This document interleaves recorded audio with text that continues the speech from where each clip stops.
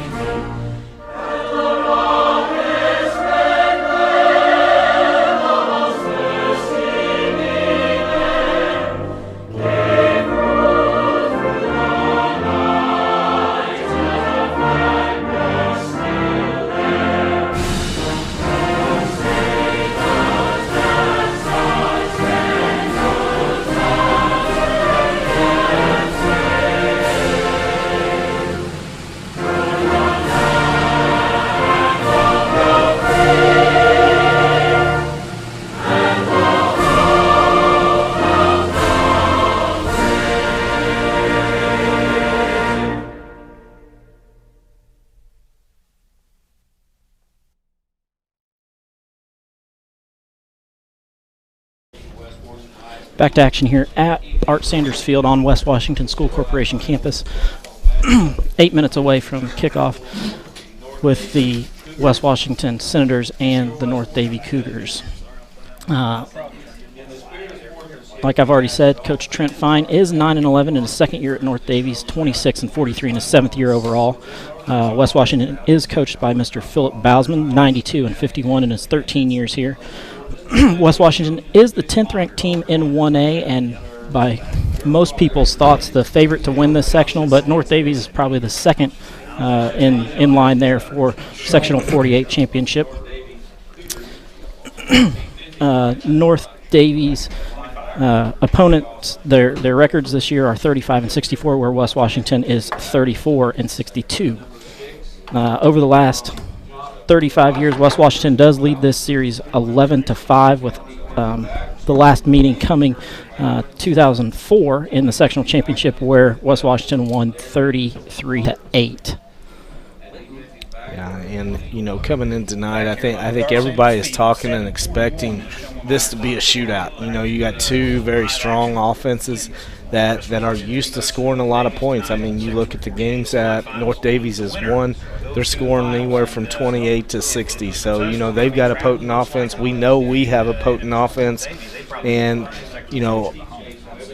like I said, everybody expects that. And it seems like whenever people are expecting that, it ends up being a dogfight. Defenses settle in. They make plays, prevent the offenses from scoring, and then it becomes a low-scoring game. So, we've been fortunate that we've been put in some situations where we've had to make long, sustained drives, and I think that's going to be the key tonight. One of the keys is who can drive the field, not rely upon a big play. And we've shown the ability to do that, and obviously we've shown the ability to score quickly. So, I'm anxious for this game to get started just to see how it goes.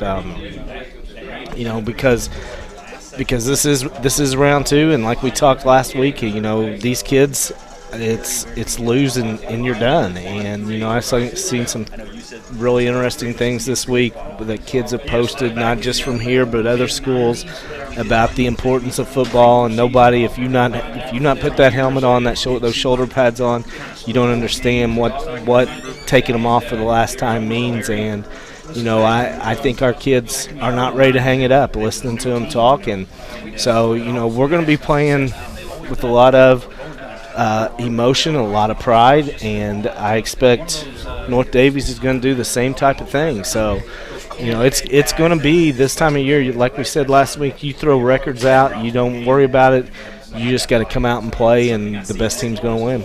I think tonight it all comes down to the two quarterbacks, Holden Bausman for West Washington, and then Tanner Reed for the North Davies Cougars. I feel like it's going to come down to them. Who has the better game between the two?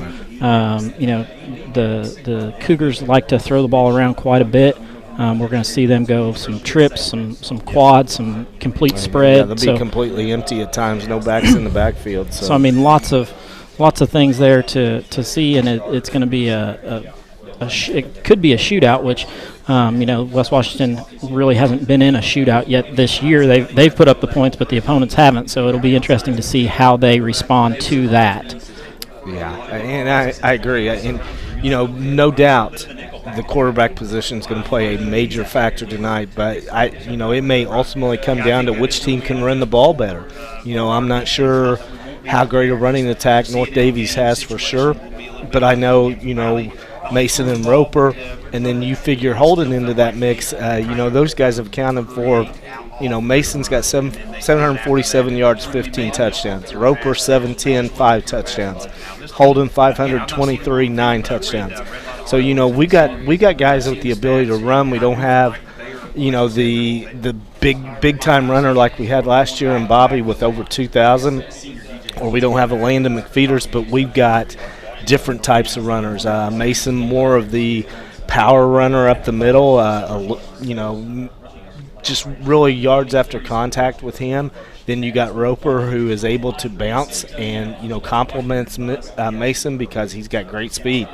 and not only great speed but great feet as far as making people miss. And then you got Holden, who handles the ball well, gives some great fakes, and then is able to pull it, and nobody knows that he's even got it until he's already 5-10 yards down the field. So, I feel good if it comes down to whichever team runs the best, because we can do that. But, passing-wise, Harrison Sanford has just flat-out been a stud all season long. I mean, there's really no other way to say it.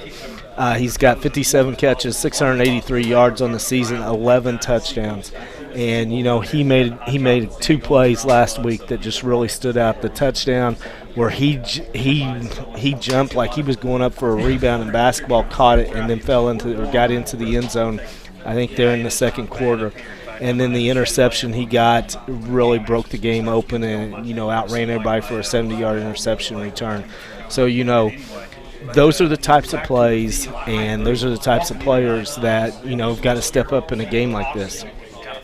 That's one of those that we kind of take for granted. Harrison, out there that he is 6'3", he's a big target, he's a big body, but he's got the jumping ability also. I mean, he can go up and get a ball. I remember the ball at Salem that he went up and got, and then took the shot and still came down while holding on to the ball. Not a fumble there after he caught it and after he was able to get down the field. So right, and I think North Daviess will make a major effort to try and shut him down, and then that's where tight end Jake Strange, 6'5", whatever he weighs, but a big target, athletic kid, good hands.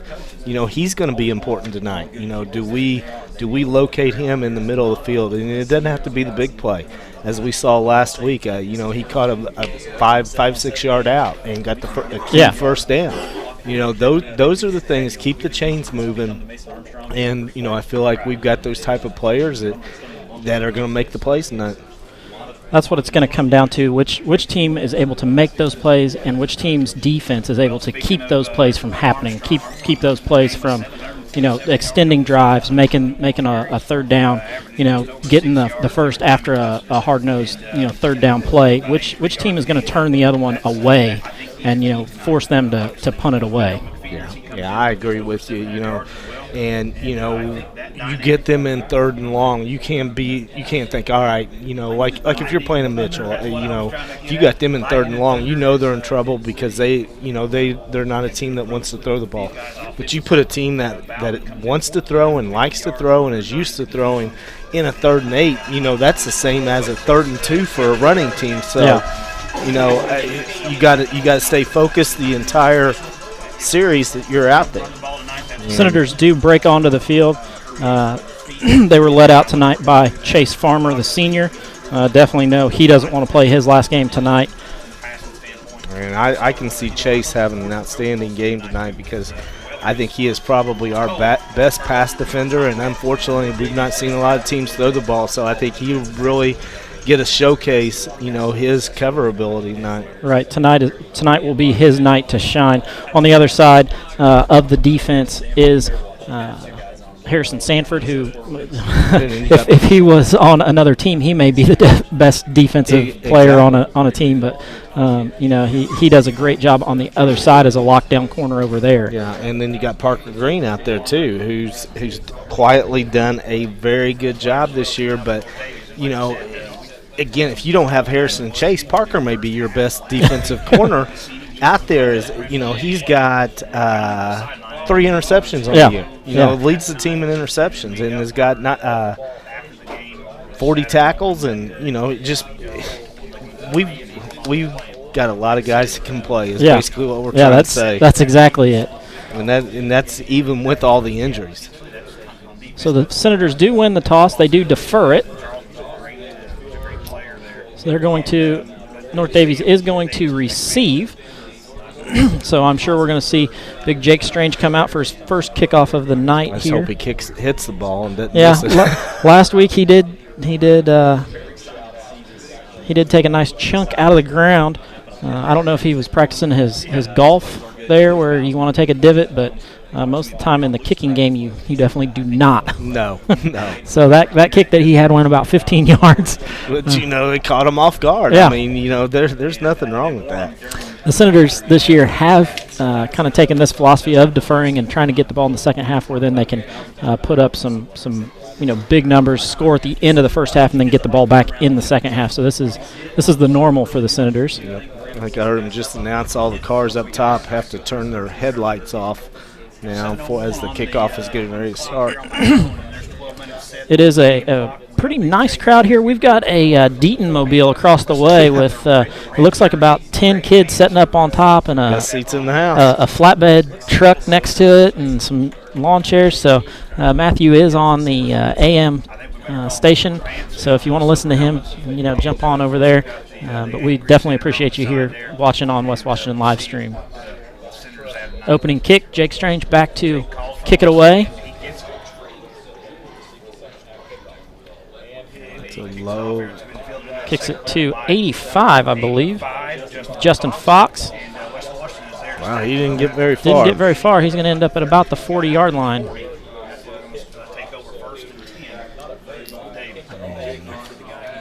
Defense goes out. We see Holden Bousman drop back to the safety position. You'll probably see more Holden tonight than you do Roper on defense, just because of the fact that they're going to throw the ball. Yeah. Let Holden play center field, and the ball's in the air. Go get it. North Daviess comes out with quad receivers here. They've got 2 to the top and 2 to the bottom, 1 back in the backfield. Tanner Reed is the quarterback for North Daviess.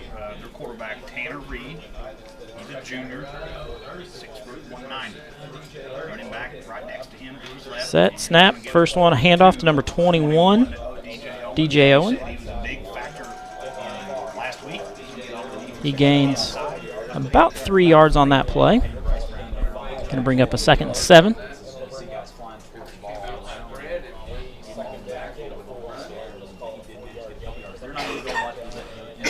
They do run kind of a hurry up, so now we've got trips to the bottom side of the field. Trips to the near side.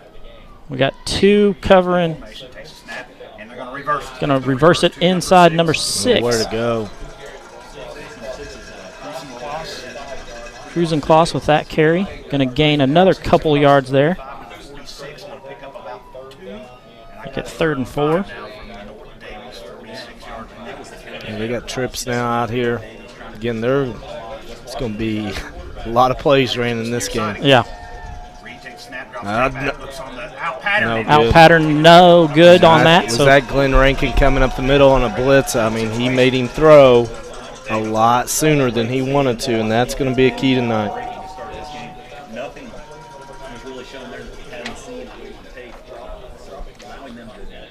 Chase Farmer drops back to, it looks like about the 15.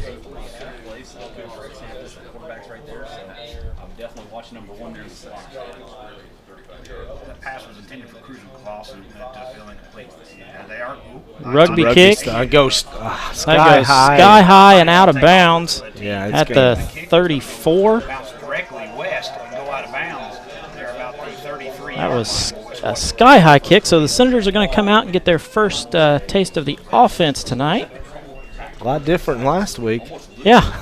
We have it 2 or 3 possessions in the whole first half. Yeah, I know. So 10:46 to go, and the Senators do come out on offense for their first drive here. We go with looks like 2 tight ends, 2 wide receivers, and Roper McFeeters in the backfield next to Holden Bousman. I think we They're going to jump. North Daviess ready to come after Holden. You saw the whole offensive line come along with their linebackers. He's going to have a lot of pressure tonight. You can just tell by that very first. And that's where you take advantage of them being over-aggressive, and you throw underneath, you throw short passes, get out of Holden's hands quick, and let your athletes make plays. And that's where you can see down on the bottom side of the field, Harrison has all kinds of room. Nowhere for Roper to go on that one. I think he's going to lose, 2 on that? Yeah.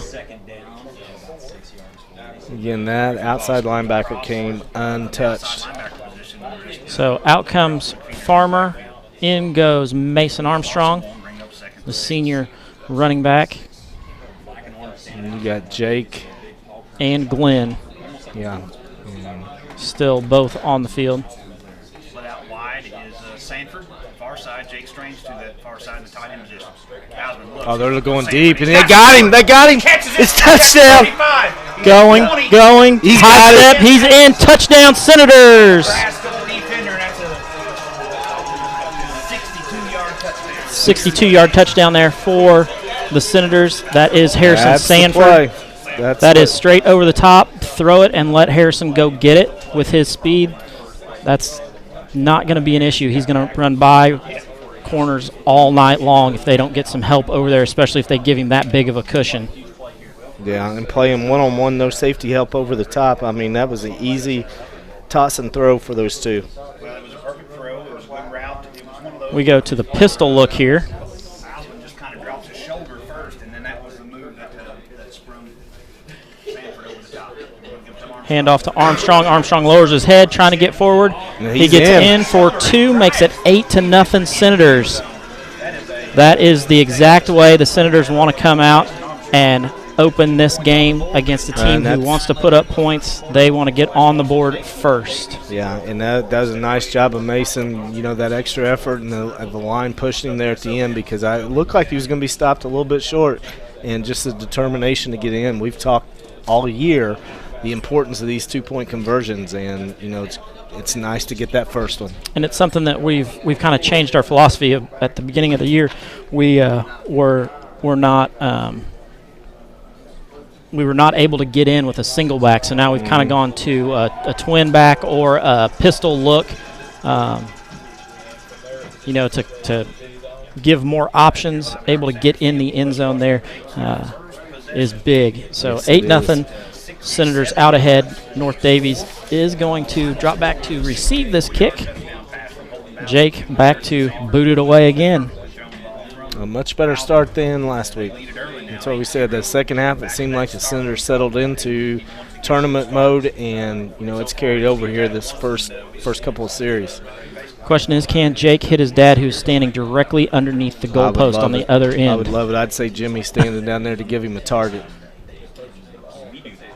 Jake gets that one. Cruising Kloss going to return that one from about the 14. Gets across the 30 to about the 33, where he's brought down by a group of Senators. In comes Bryce Brown and Andrew Lewis along with Holden. Andrew's going to play a lot of defense tonight with the injury to Charles Madden, him being out the rest of the season. So we go trips near side. Going to go trips to the near side, one back. Going to be a pitch this way. Oh, nice job. Nice job by Sanford to bring him down even after he's clipped. I'm afraid they're going to call. Yep, they're calling a clip. But I'd say we may. We're going to decline that. Decline that one because he's brought down about 7. Yeah, he lost 7 or 8 yards. So. Well, they're going to give him a little bit of forward progress, so he's going to lose 4 on that. Still, oh no, it's going to. Yeah. Sorry, it's going to be more like 7. They didn't give him any forward progress, so. That carry was by number 21 Owens, and so far, West Washington has taken care of the run. Trips to the far side now. First time if we can make them one-dimensional, that really helps. Quarterback drops straight back. Reed does lose his footing, but gets it back and throws it out in the flats. It's going to be caught out in the flats, where he's tackled immediately by Mason Armstrong. Mason Armstrong going to end up doing a lot of coverage tonight with them in the trips, the quads, the spread. But, you know, we keep the receivers in front. We'll let them catch those 3-4 yard passes as long as they can't make the yards after the catch. Right. I mean, that's the key. So going to be 3rd and 15 here. Drops back to throw. Oh, Mason gets his hand on it but is unable to come down with it. So now that's going to bring up 4th and 15. Great job, great drop. I think they were in a cover too because of safety sitting over the top, and, you know, Mason sitting out there in that zone and jumps and is just able to tip it and, you know, make it incompletion. So that looked like some good basketball skills there from Mason Armstrong. Yeah, there's talk that he might play. I've heard that through the hallways. Yeah. There's a nice kick. And Chase is going to get away from it, let it roll, let it bounce. It can be about the 32, 33. 33. And Senators come back on the field with their offense. This is the kind of game that we want. We want that offense out on the field. Just the tempo, offense, defense. When it's a fast-paced tempo, I feel like we are much better, not just offensively, but defensively as well. So Senators take over 1st and 10 on their 32.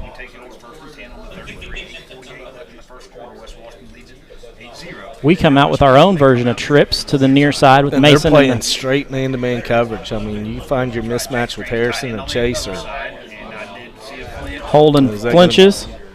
So he's going to end up backing up 5 yards there. Holden was ready for it to be snapped, and Binskin didn't snap it. So I mean, you're dealing with the new center. I mean, expect those. If we can just avoid the 15-yard penalties, they're the costly penalties. So our trip's still out there. North Daviess still in there. Single man coverage to this side. Holden looks, going to cut, move.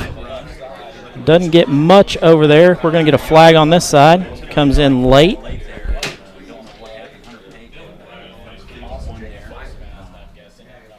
Personal foul on them. Probably a face mask there. That should be a first down, I would think. So Bowsman picked up 2, and then that was where the spot. Does personal foul give you an automatic first down? So if they run 15 from there, should depend. Yeah. That is enough for West Washington Center. If you watch over across the way on the chains, we've got Coach Sullivan and Coach Myers over there, along with Tom Rosenbaum. Can't make out who the fourth in that crew is. In fact, they're going without a safety. They're putting 10 guys in the box, and we're going to just go right over them. There it is. Jake. He got it. Jake with the catch.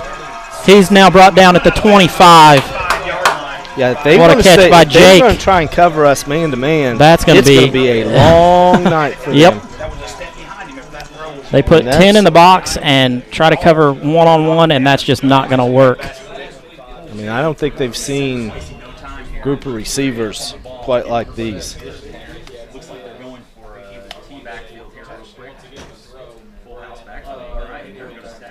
They're going to go with a pistol look. Yep. Double tight end Mason. Mason is met in the backfield by big 47. He's going to get hit in the backfield by number 47. He's going to lose a couple of yards on that. He's so good he's not even on the roster. I just heard from Matthew Deaton that he's so good he's not even on the roster. So well, they've changed numbers around. Yeah, just a little bit. So we lose 2 on that one. It makes it 2nd and 12, 2nd and 13.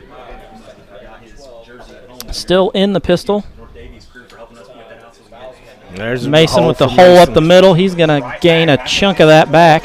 Good hard run there by Mason. It's up to the 20-yard line, it looks like. Yeah, so that'll bring up a 3rd and 4, 3rd and 3. Runs like that are demoralizing when you're stacking 11 guys in the box. North Daviess has decided that they're going to try to take away the run as best they can, and if we're going to beat them with a pass, we're going to. And I think they think that if we're going to throw deep, they're good enough that they're going to be able to get to Holden and make him throw faster, and that's not been the case. That's not been the case so far. Much better start. We go with a pistol look, and then we shift out of it. So you got Harrison and Chase out there again. Bowsman turns. He's going to get the first down on that side and more. Nice run there by Holden. And that is the 3rd first down of the first quarter for the Senators, which is more than they had, I believe, the entire first half last week. It's more. We have more first downs than we had possessions last week in the first half. We've got more time in possession already than we had last week. So Farmer comes out of the game. McFeeder's in. Sanford out here to the near side. Jake Strange on the near side. Tell you what, Jake Strange running that back corner piling on this might be the time for it. We got all kinds of movement going on. I think it was a false start. I think our line went. Everybody moved. Everybody except Trenton. Yeah. He didn't snap the ball. So it'll be 1st and 15 for the Senators.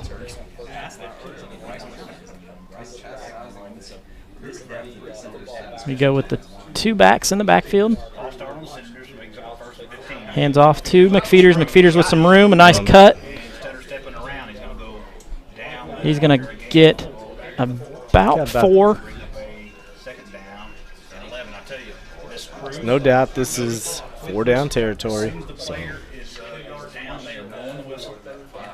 Again, I commend the crew for that because It takes away a lot of the cheap shots. And Roper comes out, Chase back in, back to a 2 tight end set.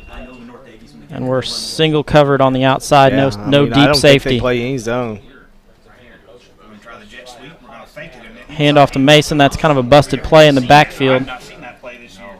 So Now we're going to get a flag. sweep. And there's a flag And they're walking straight They're over. walking straight over. straight to the sideline. I mean, I don't know what was said, but you don't see that. So he goes over. If there was something said, it's going to be Sideline warning. Sideline warning. on North Daviess. I don't know if there was a warning or what. So North Daviess gets their sideline warning, making sure that their players stay back off the sideline, off the Whether field, or stay they're- off the sideline or keep their mouth shut. Yeah. Because I mean, where he's standing, I mean, I didn't I don't see know that anybody he- out on the field, so that tells me that something was said or said very loudly. I did not see any. So they don't mark anything off on that. It comes 3rd and 9. Still in the single back. Harrison on the slant. Oh, just Harrison had comes him. off of his hand, is unable to get that one. So it's going to bring up 4th down here, 4th and 9. Third down there. And So bring up a 4th down and 9. No doubt we're going for it. You know, I think they're setting that up, run Harrison on the slant, and at some point tonight you run a slant corner with him, Yeah. getting that guy jumping the inside route, and then bring Harrison back to the corner of the end zone. this drive the stall inside the 20. Thousand takes a snap. Goes straight back. Pump fake. He's right. And he's looking. Throws. Too wide, not going to be able to bring that one down. Pressure much better than what we saw a couple of weeks ago where he kind of threw it up. He threw that one out of bounds. So North Daviess is going to take over on the 14. .505 left to go here in the first quarter of play. West Washington up 8-0. North Daviess has only ran 6 plays, had the ball twice, so the center defense has done a nice job. I'm sure Coach Gibby has had a challenge put out to that defensive side. You know that it's on them tonight. They've got to stop North Daviess. That's what I said. A lot of times when people start talking about it being a shootout, you know, defenses start to take that very personal. Cruising Close with the run there. Going to gain about 4. Gain 3, second down and 7. Trips again to this near side. 22 is a big receiver. 6'4", 175.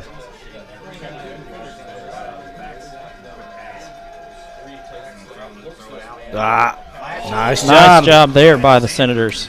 Was that Harrison with his finger on it? I don't know if it was Harrison or Rankin who got his hand on it first. Replay for those of you out there in live stream world. It was Rankin who got his hand on it first, and then Farmer was there going to clean somebody's clock if they did catch it. You know, our defense is playing really well, disciplined.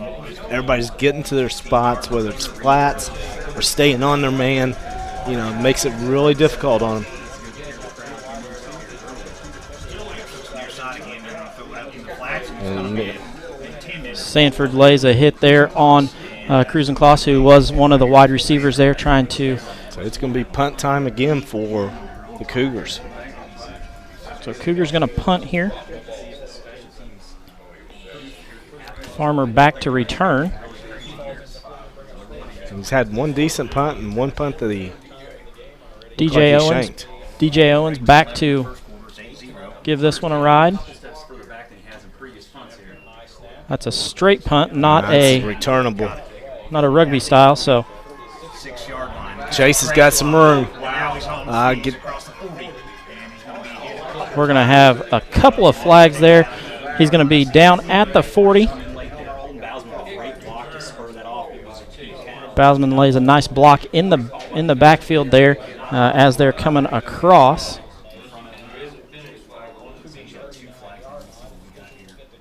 I'd say it's going to be a clip. I mean, there was one here on this side that was extremely close. So I'm saying, yeah. Still waiting for a sign out there because we've Senators got are backing up. two flags. So I'm agreeing with you. It's probably going to be a clip to bring it back. I'm going to bring it back to the 49-yard line. Or for you, the 51. No, that's Matthew. Matthew? Is that it's a 51?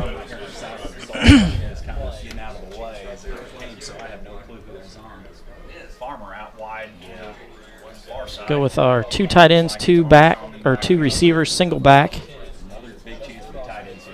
Fake to Mason, and they're getting a lot of pressure. Nice try there for Sanford, but unable to come up with that one. That one way out of his reach. He wasn't going to be able to get that one and bring it back in bounds anyway. So bring up 2nd down.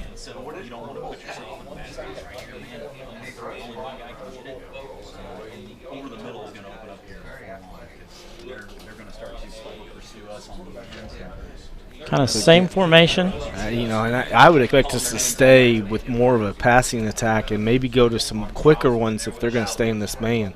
And there's Jake goes out to the flat. Nice catch. He's got room. He's rumbling, stumbling down the sideline, looking for somebody stiff on. He's going to get it. Had all kinds of room to get down the sideline, and then he gets brought down by his shoestrings at about the 4-yard line. Oh, looks like they're going to have him step out before that. Looks like he steps out at about the 15, I think is where they're going to mark him. Good job by the official. The official is trailing that play and goes right to the spot where he steps out, so great job by this official's crew. Handoff to Mason in the backfield. He looks for something. Nothing there. Yeah, they're geared up to stop the run. I mean, the success that we're going to have on offense is going to be through the air. Yeah, we're going to have to be able to continue to complete passes. And like just like the last one, it doesn't have to be a deep pass. I mean, you hit Jake out in the flats. I mean, that's a mismatch. Yeah, Jake is a mismatch just about anywhere. Yeah, but I mean, you get him 3 yards out on a linebacker. He's quicker than most of them. I'm sure Coach Sullivan was happy to see his center outrun a couple of corners. Harrison Sanford's going to get in. Good job there by Harrison Sanford for his 2nd touchdown. That moves the score 14-0 for the Senators.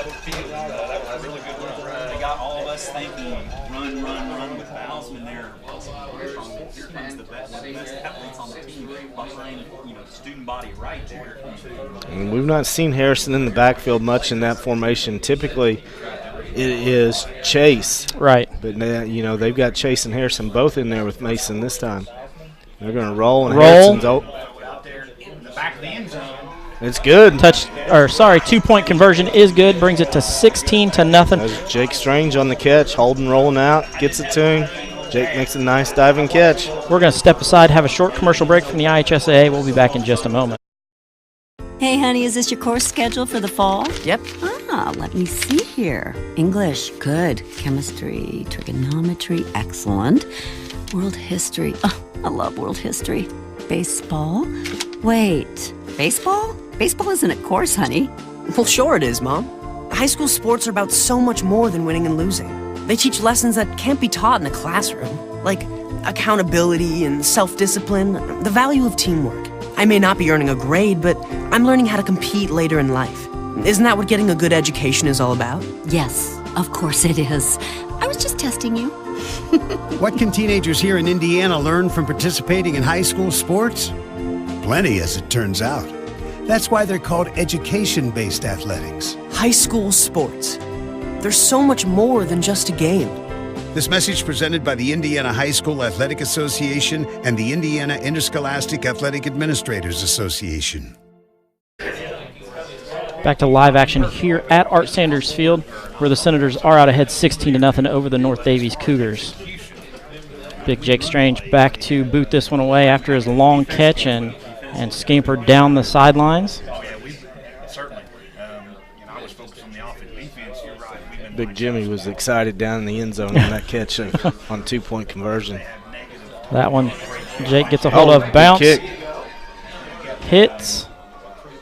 Cruising Claw's going to run to the outside. He's brought down by Parker Green on that side. Gets across the 30 to about the 31, 32.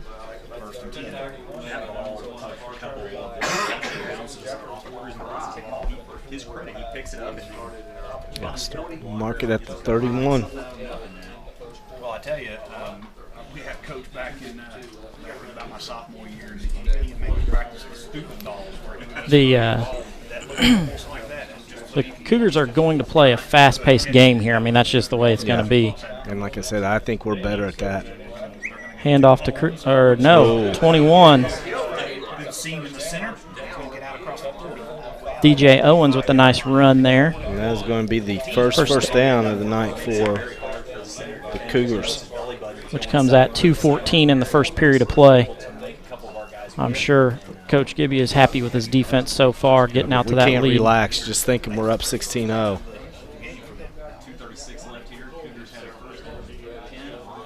Still in the trips.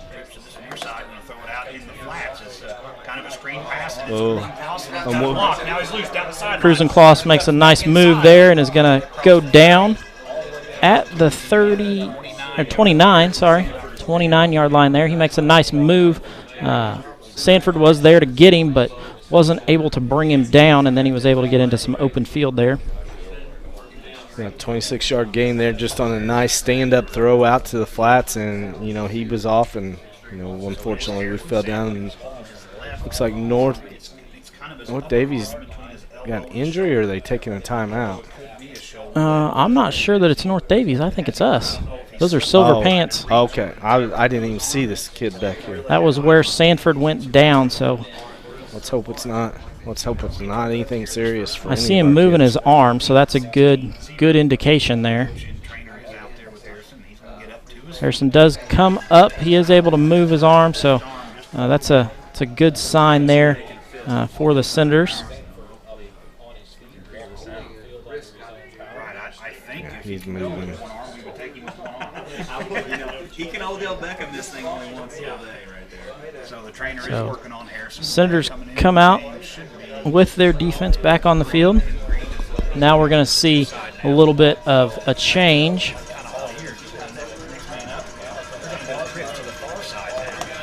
We're going to run again. Got a little room, and Rankin with a great play. We've still got guys. Going at it there, number 7, Vinskin, and number 68 there. Who was that carried? 21. 21, which is DJ Owens.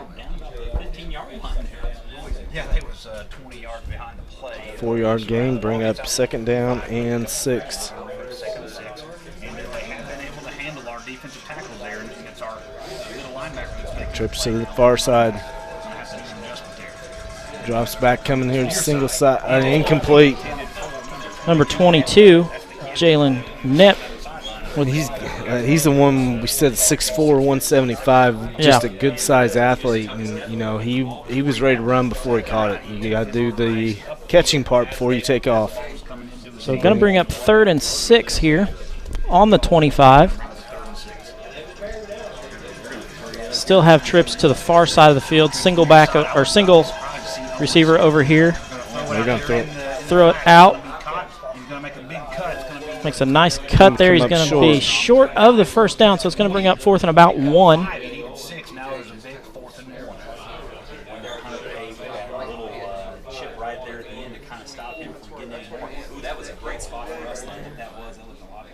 So big play here for the Senator defense. Get a stop. Again, we're still in the first quarter. Yeah, 1:13 left to go here. Senators up 16-0 over North Daviess. 4th and 1. They're going to They throw. drop back to pass. Here comes the rush. Oh, what a great play! It's going to be caught there by number 21, Owens. We had a great rush, and it almost looked like a screen. They let us come and threw right over top of us. It's just a short gain, but nonetheless is a first down. And we've got a flag in the backfield. I believe we're going to get unsportsmanlike.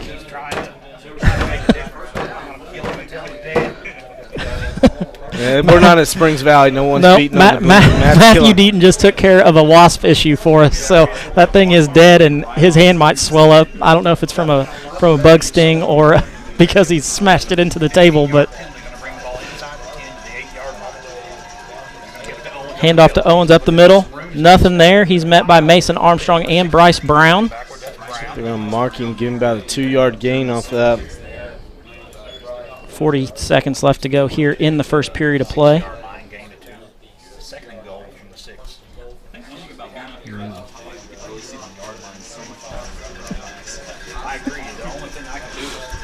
I don't know that we shouldn't have a camera on Matthew. He's quite the character. Owens again going to get out wide. He's got room. He's going to scamper in for a touchdown. Touchdown Cougars. 19.7 left to go here in the first period. Going to bring the score 16-6.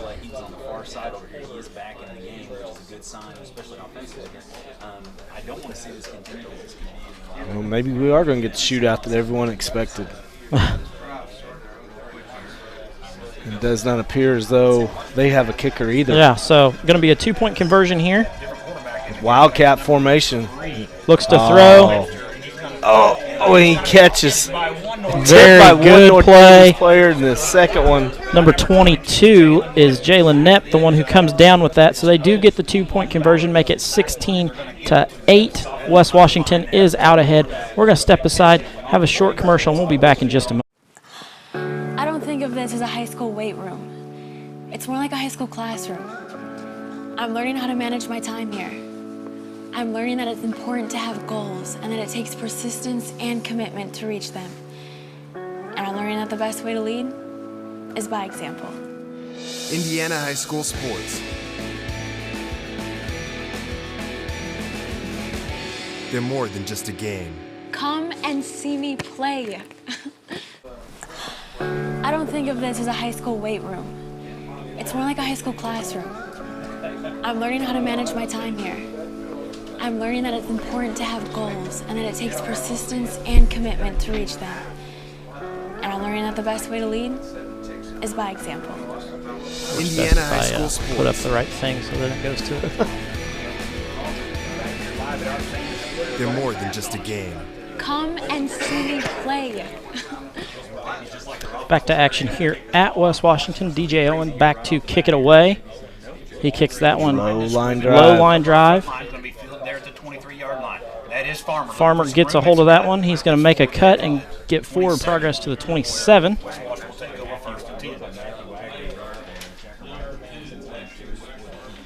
.5 seconds. Center's probably run one play, and then we will move on to the second quarter. But this has been a very exciting first quarter of play. It's been a while since we've had kind of a game like this. Yes. McFeeder's the one in the backfield. We got trips to the top side of the field. McFeeder's going to run this way with a hole. Big hole. And he's gone. They're not going to catch him. 72-yard touchdown run for Roper McFeeders. Roper McFeeders with a great play there. Scamper through the line. He gets a great big hole there by his offensive lineman, Bryce Brown, with a nice block. And then Roper makes one sidestep, and he's off to the races, and you're not going to catch him. With that kind of burst, that kind of speed, he's gone. I think they anticipated a pass, and like they've done every time, is they're sitting the house, and Roper got by the first guy a little bit quicker than Mason on that initial tackle or initial defender, and once he got through there was nobody catching him. We go in with our pistol look here. 2-point conversion. That is a very big score. North Daviess felt like they had some momentum cutting the lead in half, and then we respond one play, about 6 seconds. Hand off to Farmer. Farmer looking for a hole. He gets some forward progress. He's going to get. He's going to be short. Great effort there by Farmer to try to get across the line, but he's unable to do so. We're going to step aside, have a short commercial break from Lynx, and we'll be back in just a moment. Lynx Clothing and Shoes carries a wide variety of items from name brand clothing and shoes to sports apparel and sporting goods. We offer custom screen printing and embroidery, free gift wrapping, alternations, and layaway. Our hours are Monday through Thursday, 9 to 5:30, Friday 9 to 6, and Saturday 9 to 5. We are conveniently located on the north side of the Salem Square and are a family-owned and operated business. Stop by and see us today.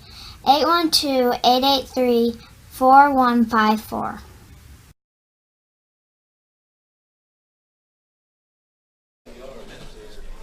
Back to live action here at Art Sanders Field. Jake going to try to kick off from the other hash now. His fourth kickoff? Fourth kickoff. Fourth kickoff in the first quarter. Remember, at the beginning of the year, he said his leg got tired when they were scoring well. It's been a fun quarter. Roper McFeeters. I almost said Landon because if that didn't look like Landon, nothing did. Jake back. Kicks that one deep. That's going to be... Going to field it at the 7. Now he's loose. Out of bounds at about the 24-yard line. Nice job there. Market 24. Good kick by Jake, though. I mean, just a low line drive. So that's going to end the first quarter, where the score is 22-8. West Washington out ahead. Couldn't ask for a better start to the game for West Washington. We're going to step aside, have a commercial break. We'll be back in just a moment. Looking for future leaders we can trust and believe in? Look no further than the high school student athletes right here in Indiana. High school sports teach young people how to be effective leaders. It begins by making their grades and being on time for practice. It includes learning to listen, following directions, accepting responsibility, being a good role model. And it's about respect for officials, opponents, the rules, and each other. The result? It transcends sports. It gives us hope for the future. High school sports. There's so much more than just a game. This message presented by the Indiana High School Athletic Association and the Indiana Interscholastic Athletic Administrators Association.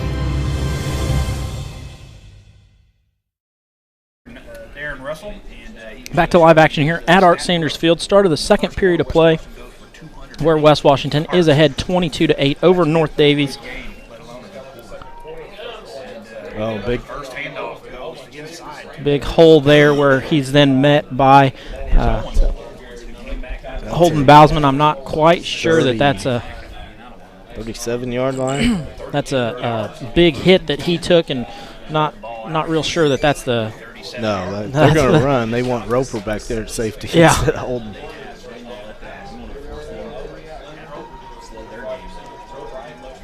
Running again. Running it again. That's Owens again.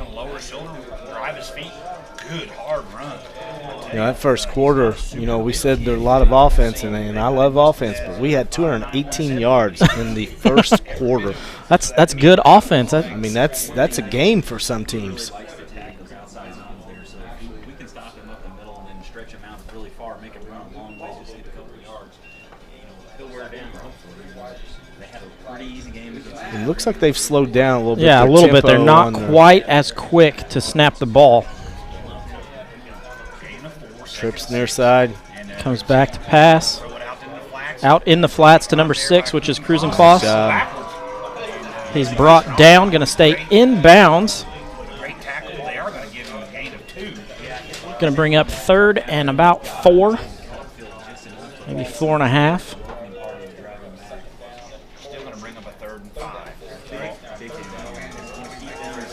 Once again, we do appreciate all of you out there watching. Let us know if there's something going on so that we can get it corrected up here. I know we had a little bit of a video lag earlier. Nice. I got him.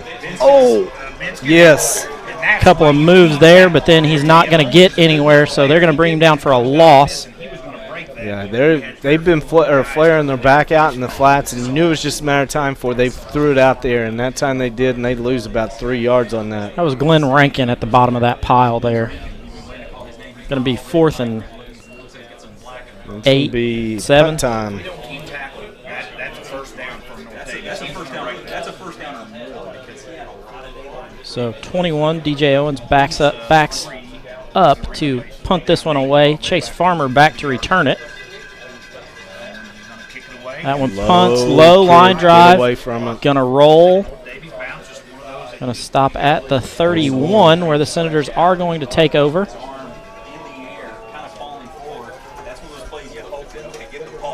Senators will take that. Offense again coming back on the field where they have not really been stopped tonight. They've showed their ability to pass, ability to run, and you know that's what makes them dangerous. Come out, you got Chase to the top, Harrison in the slot, Jake at tight end, and Parker Green single receiver to the near side. Along with Mason in the backfield, he then moves to the trip side of the field. He rolls. Yeah. Looks. Oh, what a catch! Farmer with a nice catch. Replay coming to you there at home. Nice roll by Holden. Gets out towards the sideline, then lets one go where he gets it to Farmer, who jumps and makes that catch for the first down. Goes out at the 45. Now you got trips to this side, and you got Parker, Harrison, Chase. And Strange tight end backside, and they're going to give it to Mason. Mason out of the backfield. We're going to get a flag on that. That's going to be a hold. Just a reminder out there, those of you who do tweet or use the hashtag Senators versus Cougars, we can pull those up for the stream. We definitely look at those before we post them up, though. Yeah, might be some that you don't want to. Just a few. Move the ball back to the West Washington 45. We'll bring up a first down and 20. Oh, that is the same hoodie guy. That's Mr. Fox. You got Harrison and Parker both out now, so Roper and Mason in the backfield. And they're flaring both. Nice job. Nice job there by Farmer. Gets back to the original line of scrimmage. Going to be 2nd and 10. Nice job on the slant. Holden put it right there. Holden's playing extremely well so far. Like we said, when it comes down to which quarterback plays better, right now Holden Bousman has the edge. No contest. Handoff to Mason in the backfield. He's looking for a hole. Gains a couple of yards there. Going to bring up about 3rd and 7, 3rd and 8 here. Yeah, they've kind of slowed the rush down a little bit since Roper's run. Yeah.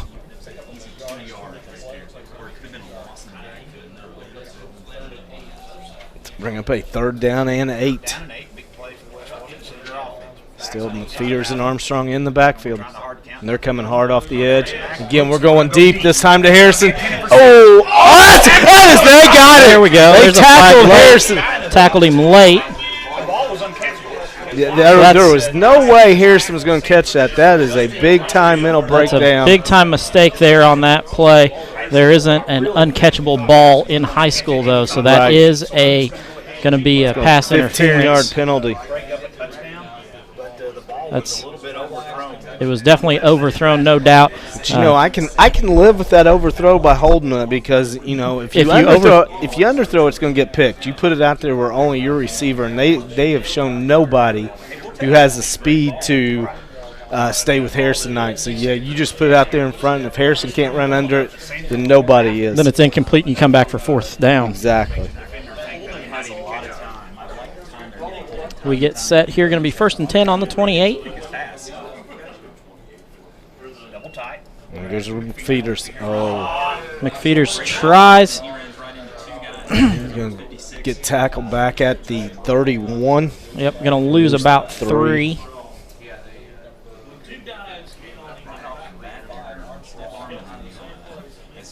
Roper tries to use a stiff arm there, but couldn't quite get the leverage with his foot in the field. So you got to remember, Roper's a freshman. You give him another year in the weight room. When he comes back as a sophomore, he's going to be a different-looking kid. There's a fake. They're going deep. Picked off. Thrown behind Jake, and it's going to be picked off there by number 21, Owens. Picked off by DJ Owens out of the backfield for the Cougars. So Holden with his first mistake there. Yeah, and he had Jake. He just overthrew him. That he threw it to Harrison on that one where he threw it out in front. He didn't do that this time, and that's why you throw it out in front. Holden knows he made a mistake, so I don't expect that to happen again tonight. That's one of those he's got to shake it off now and be ready to play some defense here.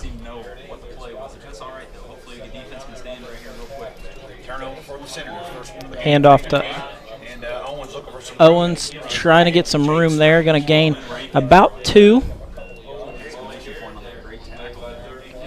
This officiating crew has done a great job. Their sideline officials step right to where it is, step it, and stay there. They don't come running in. They get the ball spotted and ready to go. Yeah, I think they knew that they had 2 up-tempo teams.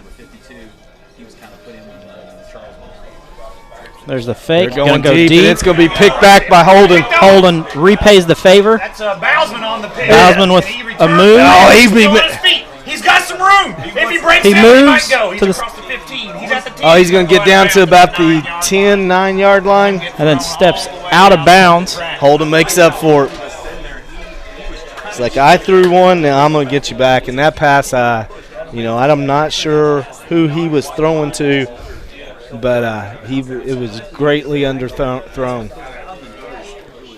So Coach Bousman down, not happy with a call out of bounds there. Holden ends up on the track once this one's done, not tackled, but kind of with a little shove there. So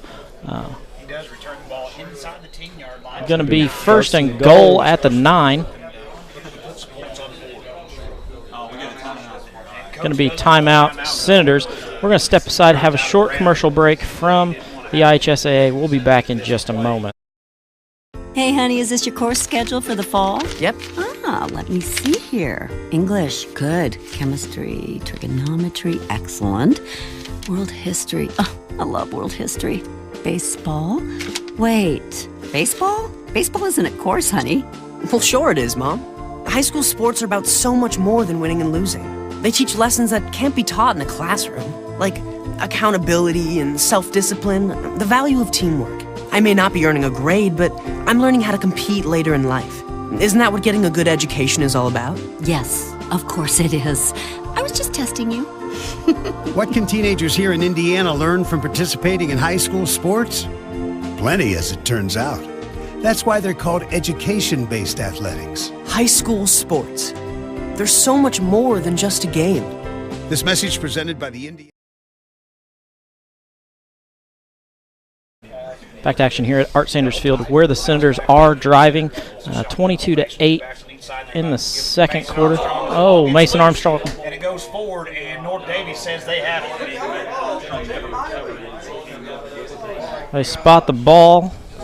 I missed it. I don't exactly see what happened, so we're going to bring up a replay. Mason bobbles it. Looks like he's on the ground and then isn't able to get it. So going to be down at about the 6-yard line for the North Daviess Cougars. That's 2 untimely turnovers there for the Senators. Yeah, first quarter and a half was extremely well played by both teams, and the last 2 or 3 possessions not so pretty. There's going to be a pitch out of the backfield. DJ Owens is met out there by, lose yardage. I believe that's Sanford out there who brings him down. He's going to go back to about the 6, 5. I'm still waiting on him to put it down to see where it is. Looks like it's at the 5. Yeah. So we're going to lose 1. 5:50 left to go here in the first half of play. Senators up 22-0. Second and 11. Ball on the 6. Trips to the near side for North Daviess. It's gonna be a draw. Draw up the middle where he's met and then brought down. Group of Senators up the center. He may get back to the line of scrimmage, original line. Well, they're gonna give him gain of 2, so it'll be 3rd down and 9.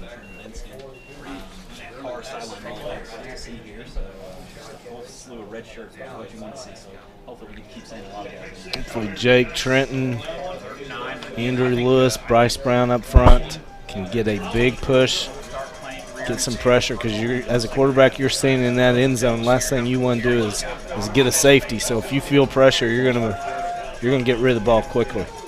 There are kids out there that can carry 30 times. And they're gonna take timeout. Confusion out there, so timeout. We're gonna step aside, have a commercial break from the IHSA. We'll be back in just a moment.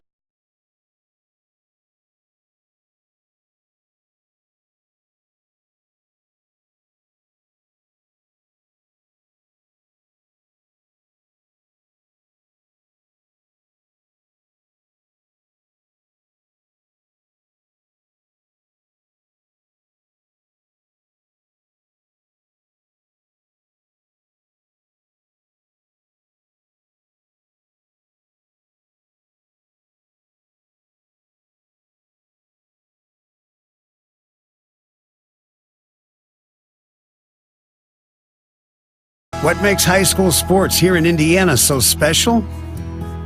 They do. You do. We all do. High school sports. It's the we that every community needs. This message presented by the Indiana High School Athletic Association and the Indiana Interscholastic Athletic Administrators Association. Back to live action here at West Washington. From the 8-yard line, and North Daviess will see if they try to run it or if they're going to try to throw it. Our pass defense has been stellar so far. Dropping back to throw. They're going deep. And coming back is Farmer. Chase has got it picked. He's going to get 6 here. He's going to pick it off at the 25, and he runs into the end zone. Chase Farmer does a great job. Pick 6 there. And we said coming in, Chase Farmer would be key tonight. That's his strength, and that's just he got it, made a play at the top of his jump, picked it off, runs it all the way into the end zone. 28-8. Both times there were great stance there. Get that bucket. Hey, we'll take it any way we can get it. There's no doubt about that. 4:37 left here in the first half, and now West Washington's offense we put another 2-point conversion on the board. Full house backfield, and we was moving. Moving, so we're going to back up. It's going to be we're going to try a 2-point conversion from the 8 instead of the 3. And that is the 5th penalty on the Senators tonight. But at least we've not got any of the major ones. That dive play with Armstrong, the one they fumbled, and just to kind of get the bad feeling out of it.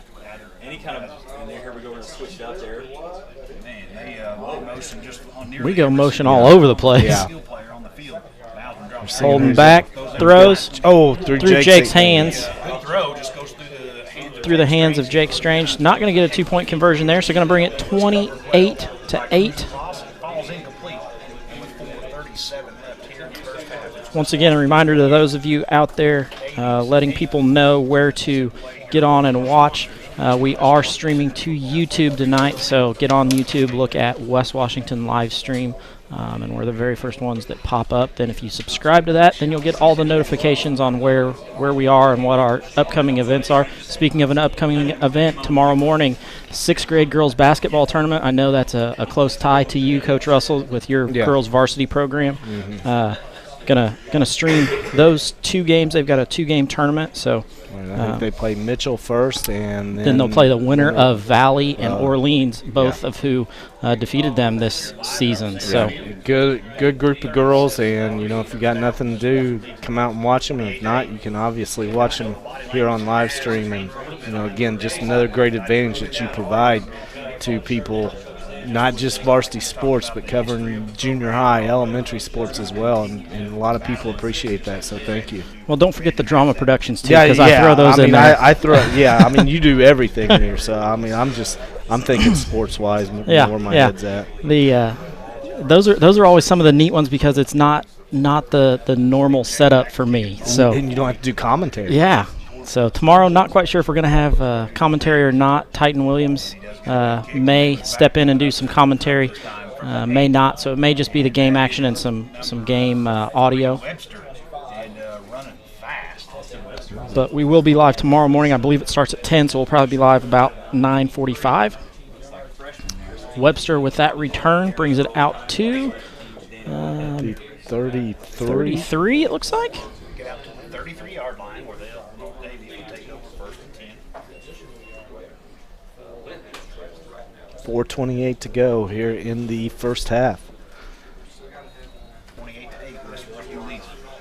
Trips to the near side again. It's kind of their go-to formation. One back next to Reed, and they're going to run that. Oh, cruising cross, and I cannot believe that there's a mess on that play, and I'm not sure how there's not a flag on that. I mean, Lewis had him in the backfield, and then right in front of was met in the back by two Cougar. We spoke too soon. Two Cougar offensive players. pick up 8 and bring up a second and 2. Ball goes forward to the 41-yard line. Clock is running. 4 minutes Second left. and 2 here. Reed takes a snap. Snap comes back. DJ Owens with that one gets out wide, where he's brought down by Glenn Rankin. I think got the first going to down. get the first down. On that side, I'm looking for numbers. That is the 4th first down of the first half for North Daviess. Now, you'd think West Washington have a lot with 28 points. We've only got 5, but we've been the beneficiary of some huge plays here in the first half. Jake Strange down the sideline. Roper McFeeters out of the backfield, and Harrison Sanford with the big catch. And Chase Farmer with interception return. Try that counter again. There's that counter, not nearly as successful as ball on the ground. on the ground. Pick it up. Came loose, and West Washington has it. It is number 5. Mason Armstrong, the senior, picks that one up. Finally, after 2 turnovers of ours, we get one, and there's no way they blew that one dead. No, they're Senators Yes. do get that one. You can clearly see on the live stream that ball was out before he gets down. So Senator ball there. I mean, they have been. do we go for the jugular right now? This is the time. You send Harrison or Chase one deep, or I mean even Jake. Send Jake on a wheel route from the tight end. The key is are they going to send the house after us, and are we going to have time to extended route? 3:34 left on the clock here for the first half.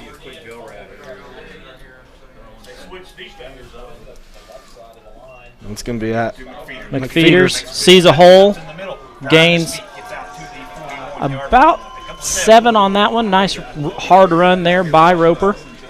Puts his head down, finds a hole, and keeps going in that zone blocking scheme. Does a good job.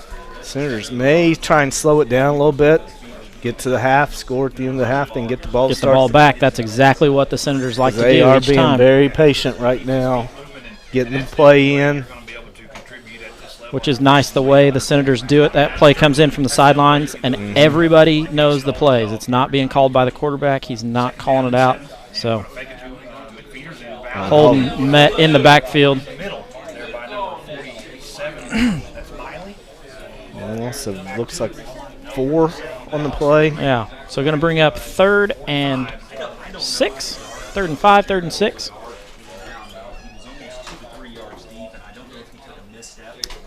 I think they thought everybody would bite on that Roper, and then it'd be a big play for Holden, and North Daviess stayed at home.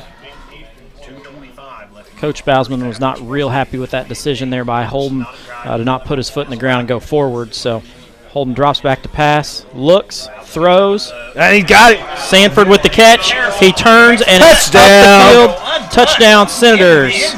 Harrison's defender fell down. I mean, this is just pitch and catch for those guys. Well, and this shows all the time that they've done over the summer, working together. He just makes that corner and is gone. of your fingers. Senators score 34-8. It looks like a North Daviess North player Daviess down. player That down. does look like a cramp the way. I don't think it's anything serious, but so far here in the first half, the Senators have 290 total yards of offense compared to just 93 for North Daviess. So, you know, the Senator offense is definitely rolling right now. North Harrison down to Southridge, 21-7.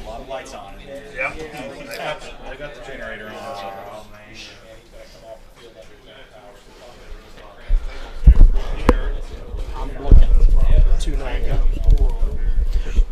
Those of you out there, if you've got a score on Perry's game, we're looking for that one. We're still hunting.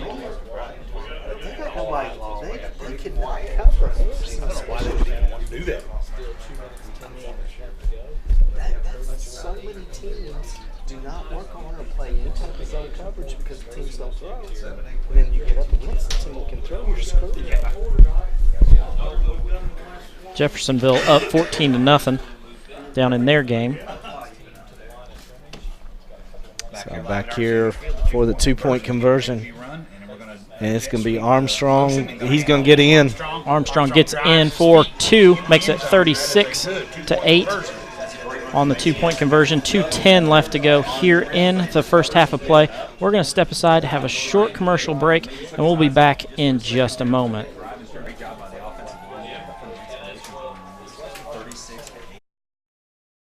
Looking for future leaders we can trust and believe in?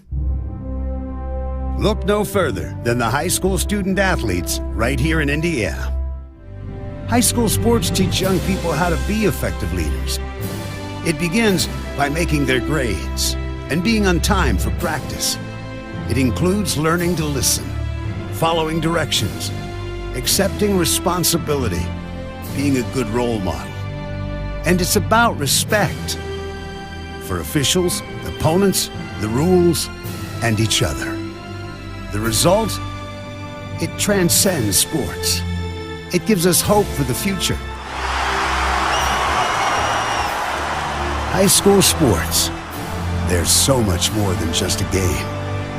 This message presented by the Indiana High School Athletic Association and the Indiana Interscholastic Athletic Administrators Association.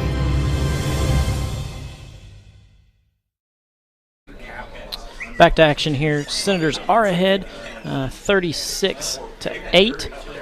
Jake Strange back to kick it away again.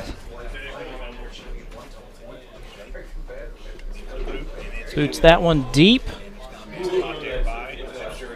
Webster fields that one. Full head of steam going forward. He's loose. Down the sideline. Wow. Great young player there. He's then brought down. This is a 2 state championship weekend for the IHSAA. They've got soccer going on and cross country over in Terre Haute. One of the first state championships named this year. Park Tudor wins in girls soccer. Nice. What soccer? That is the football for most of the world. It's not the real football. Overthrown. Pass is overthrown there. You know, we heard about coming into the game, their vaunted passing attack. They're 6 out of 14 for 35 yards. So Senator secondary, and not just the secondary, the linebackers doing a great job of getting a lot of pressure on him, making him throw before he's ready. Well, and that's the difference. There's that counter again. And this time it was a little bit delayed. What? No. He's still on his feet. What? And we better get him out of bounds. He's still going. Oh! That's a... Oh, the official is down. Jake got clipped, I'm pretty sure, right into the official, and the official goes down. We got a flag on the field. Yeah, I think that's going to be the clip. So we've got an official down. Jake gets clipped. I mean, I think it's going to negate Cruising Cross gains 26 yards. 26 yards on that, but it's going to come back. On a counter, he starts on the right, going back to the left. Starts that way, realizes he doesn't have anything, reverses his field, comes all the way back to the right, and it's going to be a block in the back, I believe, on North Daviess. I see Senator players clapping. So we're going to get a signal here right in front of you. Pretty good personal foul. Yeah, it's a blindside. They got to have their head in front, and they did not do that. Uh-oh. Hey, those of you watching at home, you're going to get to see something real special. You're going to see a wasp climb right across the screen there. We need Matthew Deaton back.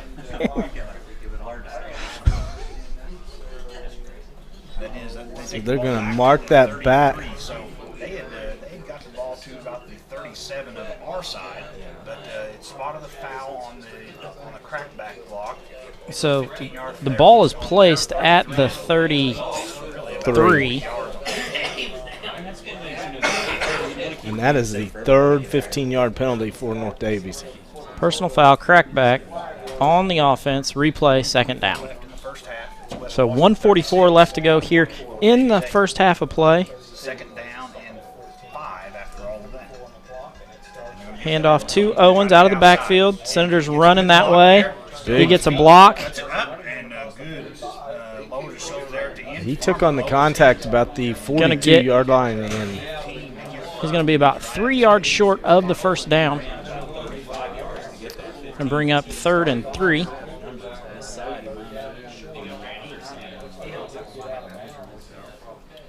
Really nice crowd out here tonight. North Daviess brought quite a few over in the far stands. We've got the stands packed on this side. The grill was delicious. Yeah, I don't know if the ball went flying out of bounds or they couldn't find Boys basketball had it tonight, so they had all of the players down there helping out. 3rd down and 3. 1:33 left to go.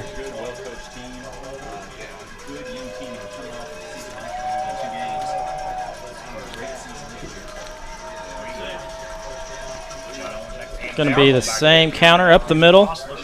He's going to get the first down. 2.5, and he got 3. The ball's going to go to the 48-yard line. Yeah, they found something they liked with that counter play, because they've ran that a lot the last few series. Well, the way we're covering, we're bringing our linebacker from this side to cover that trip, so that leaves an opening. Yeah, and I think they realize that they're not going to have a lot of success throwing the ball against us. You're not going to be able to throw against these two DBs on this side.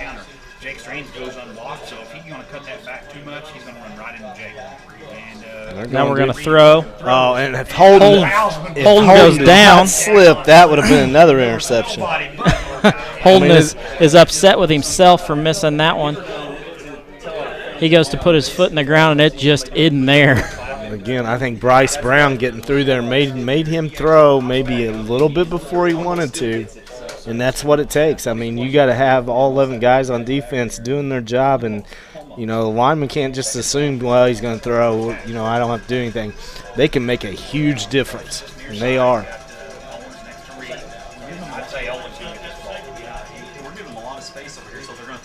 Going to be thrown out this way. He didn't even know it was coming. I mean, this quarterback does a nice job throwing the shorter routes, the intermediate routes, but it's like they're trying to throw deep a lot. And I'm not sure he's well suited for that. And we know that they don't have the speed to beat us deep. So now they're trying to go underneath, and that's not working either. 3rd down 10 at the 49. 1:07 left to go here in the first half. They hand off to DJ Owens. Let's see if the Senators call timeout. We got a late flag. Jake Strange is happy about it. He's clapping. I'm not exactly sure what the play or what the flag is.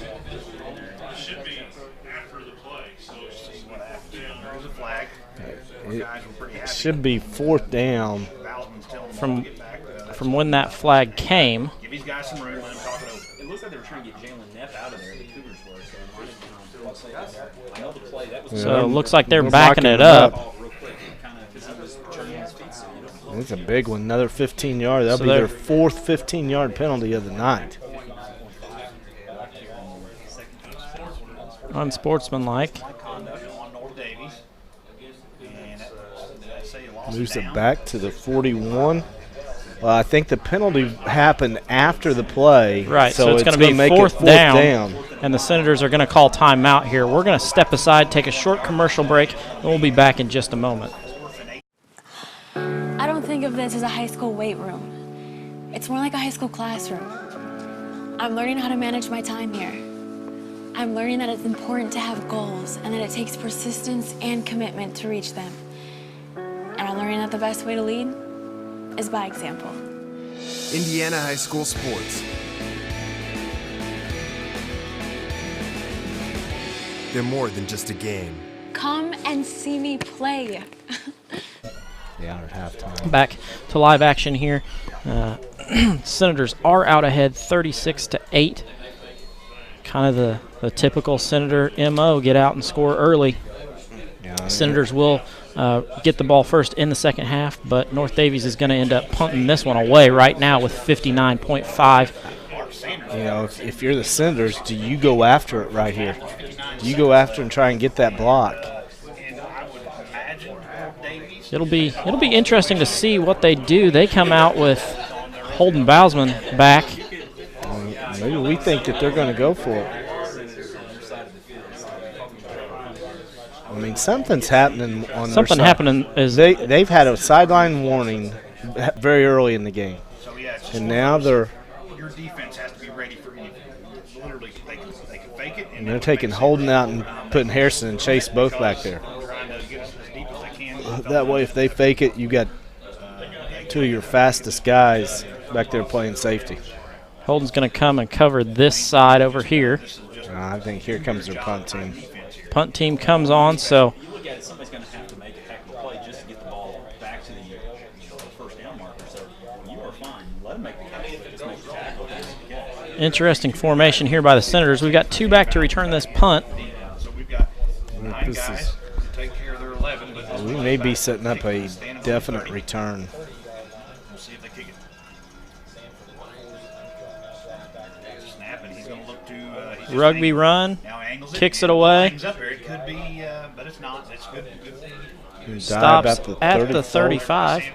So 65 yards. I mean, that's about what we've been averaging on our scoring plays. So, well, this time we've got 47.8 to do it in. So it's going to be 1st and 10 at the 35.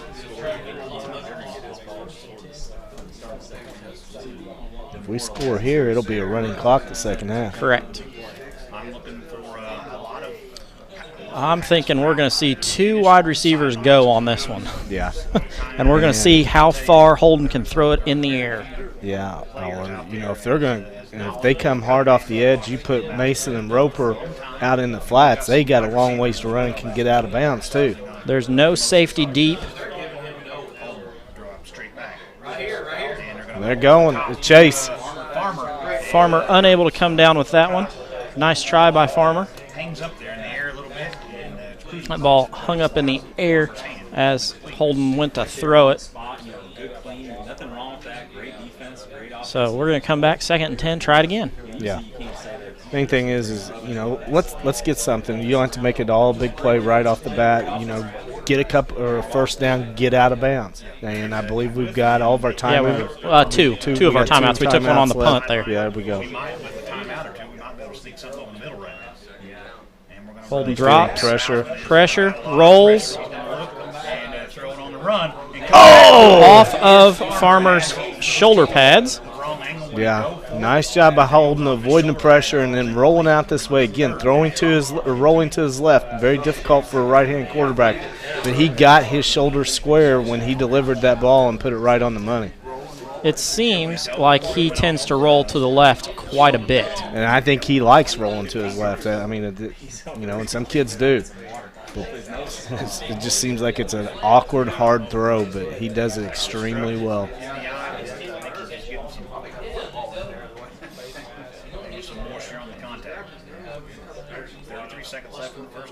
It's a handoff to Roper. Roper finds a hole. Going to gain about 7.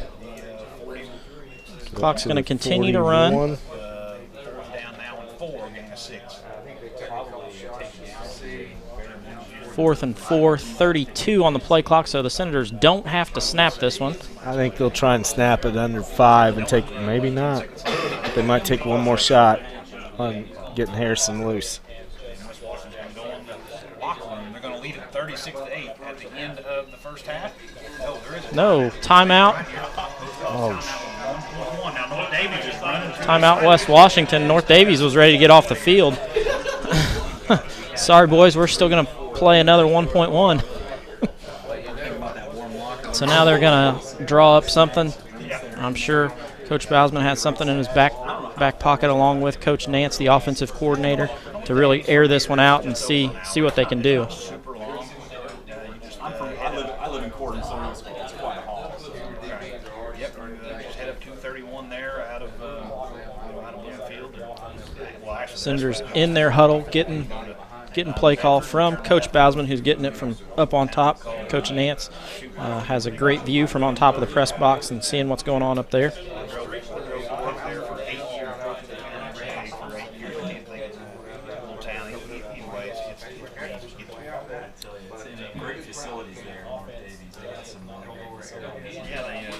not sure what happened, but my iPad just shut off. Come back up, please. It's burning up. So many plays.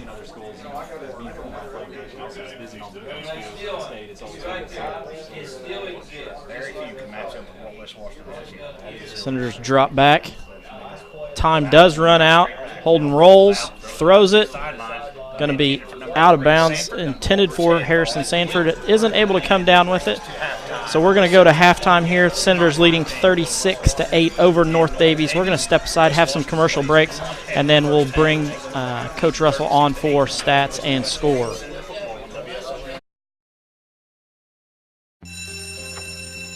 It may not require a textbook, but it's filled with valuable lessons. It may not take place in a classroom, but it's an ideal environment for learning. It may not involve a diploma, but it can help prepare Indiana's young people for life. It's high school sports. High school sports can play a critical role in a student's overall education. In fact, studies show that students that participate in high school sports are more likely to enjoy greater levels of achievement in their academic lives. If you think high school sports are only about competition, think again. Better yet, think about attending a high school sporting event in your community. You'll be amazed by what you see. High school sports, a winning part of a complete education. This message presented by the Indiana High School Athletic Association and the Indiana Interscholastic Athletic Administrators Association.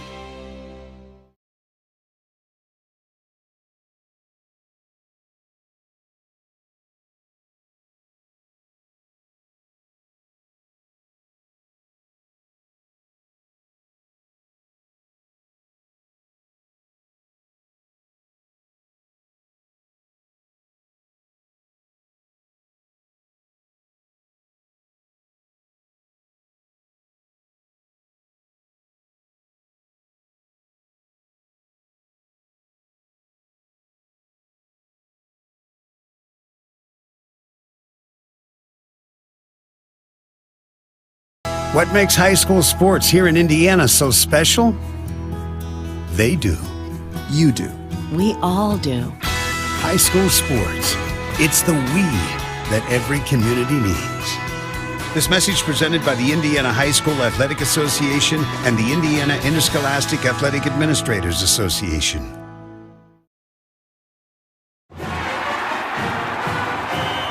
I loved playing high school sports. I loved the competition, the camaraderie, the bands, the crowds, all the pageantry, and I wanted to keep playing. But I graduated. No colleges called, and neither did the pros. So, to stay close to the game I loved, I decided to become a high school official. You know, a referee. When I played high school sports, I learned the importance of integrity, good sportsmanship, and respect for the rules. Now, as a high school official, I get to help model these same values to others. Maybe the colleges and the pros didn't call, but the kids in Indiana did. And now, I'm enjoying the competition, the camaraderie, the bands, the crowds, and all the pageantry of high school sports all over again. Interested in becoming a licensed high school official? Go to highschoolofficials.com to learn more and begin the application process. Back to action here at Art Sanders Field. We're going to roll some clips from the first round sectional game, but Coach Russell's going to run down our stats and scoring. Okay, to recap the scoring, and we talked about at the beginning that this was expected to be a shootout, and one team has definitely lived up to that, and that has been the Senators as they lead 36-8 here at the end of the first half of play. First quarter, Senators take the ball for the first time, and at the 9:59 mark, Harrison Sanford catches a 69-yard bomb from Holden Bousman for a touchdown. Mason Armstrong with a 2-point conversion run, making the score 8-0. Then at the 3:03 mark of the first quarter, Harrison Sanford lines up in the backfield and carries it in from 17 yards out for a touchdown. Jake Strange catches a 2-point conversion from Holden, making the score 16-0. North Daviess responds and cuts the lead in half with 19.7 seconds left in the quarter as Owen scores on a 6-yard run.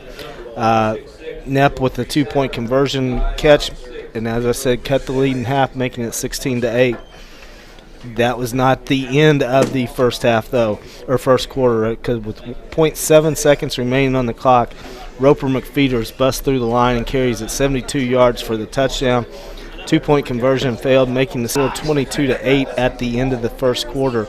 Second quarter was all West Washington as Chase Farmer at the 4:37 mark intercepts a pass, returns it 25 yards for a touchdown. 2-point conversion failed, making the score 28-8. Then with 2:10 to go in the half, Harrison Sanford again catches a 45-yard pass from Bousman. Mason Armstrong carries in the 2-point conversion, making the score 36-8, and that is where we stand at the half. Stats in the first half, there's a lot of them for the good guys. First for North Daviess, they had 5 first downs in the half. They ran the ball 19 times for 76 yards or 4 yards a carry. They were 6 out of 16 passing with 2 interceptions. Altogether, they ran 35 plays for 111 yards. They did have 3 turnovers, 2 interceptions, and then also they lost a fumble. For these Senators, they only had 5 first downs in the first half, but again, when you're having big plays, there's not many opportunities to get first downs. They ran the ball 17 times for 86 yards, 6 out of 12 with 1 interception, passing for 210 yards or 17 yards per completion. Altogether in the first half, Senators run 29 plays for 296 yards. So just a great job by the offense. We did have 2 turnovers as we lost a fumble and it had the interception. We were only penalized 5 times for 35 yards. Compared to North Daviess being penalized 5 times for 50 yards. Individually for the Senators, Holden Bousman 6 out of 12 passing for 210 yards. Leading receiver is Harrison Sanford, 2 catches for 108 yards. Jake Strange, 2 catches for 66 yards. Chase Farmer, 2 catches for 36 yards. On the ground, Roper McFeeters, 6 carries for 85 yards. Harrison Sanford, 1 for 17. Mason Armstrong, 6 for 9. And Holden Bousman carried it 3 times and lost 13 yards. So a great first half for the Senators. Couldn't really ask for anything more out of them. Some area scores. North Harrison is down big to Southridge. Gibson Southern, who beat Salem last week, is down to Heritage Hills, the number 1 team in 3A in their sectional game. Pekin is down to Providence. Last score we got was 34-0.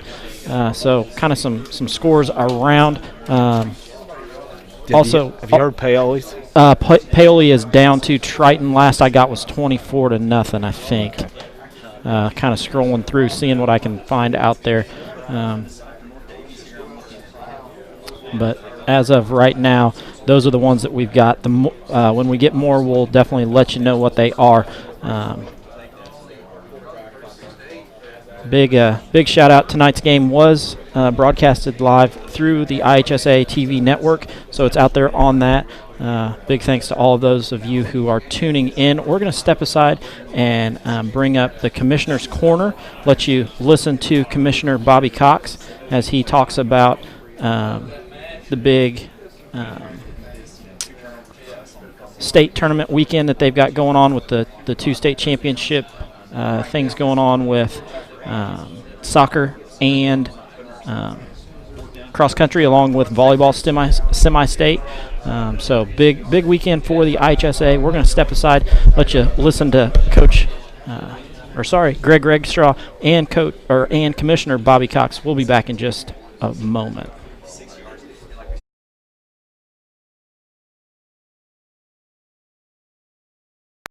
It's time for the Commissioner's Corner, an exclusive weekly update.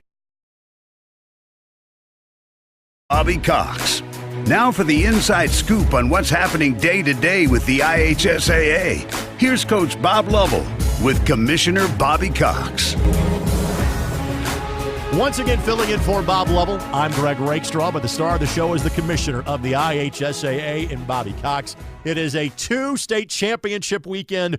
There's only a couple of those during the course of the year. 6 soccer state finals at Fishers High School, 2 state finals in cross country over at the wonderful Laverne Gibson cross country course in Terre Haute. Mr. Commissioner, good morning, Bobby. How you doing? I'm just fine, Greg. Yourself? I'm doing fine. And what does a 2-state championship week in 2 venues 80 miles apart from each other mean for your staff this weekend? Well, it stretches the staff a little bit because we have to split up our media folks and our commissioners and try to cover them both. And so we'll start at soccer over at Fishers High School. We're just indebted to Jim Brown, the athletic director there, and the entire Fishers staff for taking this on. Kind of in a transition year for us with soccer, and they'll do a wonderful job, and the arrangements are set and we're ready to go. But that'll start Friday night and then go into Saturday. And then, of course, we're in Terre Haute at the Laverne Gibson cross-country course for our 2 state championship cross-country races, and one of the best venues for cross-country in the United States, host of many NCAA events and collegiate events and high school events, and we're just very fortunate to be there and be able to have a couple great races there. So we're kind of, hoping for good weather. It's a little questionable, but we'll get through it. Kids will be resilient, and we'll have great championships. Well, I think to that point, I think it's going to be cold, but still better than it was last week. And so let's talk about these 2 sports, what they went through last week, soccer and cross country, and the weather conditions that most of the state had to deal with last Saturday. Your thoughts about the perseverance shown a few days ago? Well, I think the kids are, like I said, they're very resilient, and they have to prepare for whatever conditions come to them, as well as the coaching staffs and the fans. I can't speak as a former soccer guy, but I was an old cross country guy way back in the day, and I remember running in those conditions like that, and it's tough. You have to prepare a little differently for a race that's in the slop than you do on a dry, fast course, and the kids do a great job. And so, again, tomorrow, we're coming up on Friday and Saturday, the kids are going to have to prepare. And you don't know what those conditions will be like. Will the ground be soft? Will it be hard? Where will the wind be? How cold will it be? Soccer, same thing. How cold is it going to be, and what are you going to have to deal with? And you just have to give your hats off to these young people who participate in these state championship events and trying to bring home a state title to their schools. Your thoughts about the growth of soccer in this state, knowing that 10 years ago it was a one-class sport, and now, and this has been the case for the last several years, you've got 3 classes on both the boys and girls side. Well, you've identified it correctly, Greg. We started with 1 class, and it hasn't been that many years ago that we had 1 class. Now we're up to 3, and we continue to add schools every year to the sport of soccer on both the boys and the girls side. And our rules provide that when we get to 95% of our members playing, that we would go to 4 classes. And that's a ways off yet. We're between 75 and 95%, but we're growing. And that's good. Anytime we have an opportunity for young people to participate, and the growth of soccer is demonstrating that there are more opportunities to participate, that's always a good thing. Same thing's true with cross country. We continue to add schools that have cross country. We continue to have more opportunities for young people to race in our sectional. And as long as we continue to grow those participation numbers and serve our patrons and serve our schools, then I think it's all a good thing. All right, let's talk about the two sports that are still progressing through their state tournament. We will all be together at Worthing Arena in Muncie next Saturday for the volleyball state finals. This weekend, it's the volleyball semi-state. Tell us about it. Well, the volleyball semi-state, as you know, is the last step before you get to the state finals. So it's a new level of intensity when you get to those semi-states. We've got some great schools participating in those events, both in the northern and southern part of our state. The opportunity to go play volleyball at Worthing Arena is a tremendous chance for our young people. Great service to the association. As we've talked about before, Delaware County and Ball State University, the whole community of Muncie is a volleyball hotbed. And so when we go there, those folks know what they're doing. It's a great venue, and it's a great environment for those young people to compete for a championship. But you got to get there, and this weekend's how you get there. And there'll be some great championship matches Saturday evening to see who's going to go to the state finals. And then finally, sectional semifinals, all class. 192 schools remain in the football draw. Your thoughts about week one, where we focused on the 1A through 4A classifications? Well, I thought the first week went really well, and we had some pretty good ball games, and we had some games that got into the mercy rule as well. It'll be interesting to see as we go through the sectional from the first week now to the second week and into the third week, how those scores start getting a little closer and closer together. But this is the beginning of 6A football and most of 5A football on Friday night. And we got some tremendous matchups right out of the hopper. Great matchups. And, like you say, if the weather's dry, people will come out if it's cold, and we encourage our fans to come out and support their local school. We hope it's dry, and, just bundle up and get some hot hand warmers and go out there and cheer hard for your school. If I do not see you at Fisher's on Saturday, I will see you in Muncie the following Saturday. As always, my friend, thanks for the time, and I know it's a busy weekend. Have fun and safe travels. Thank you, Greg.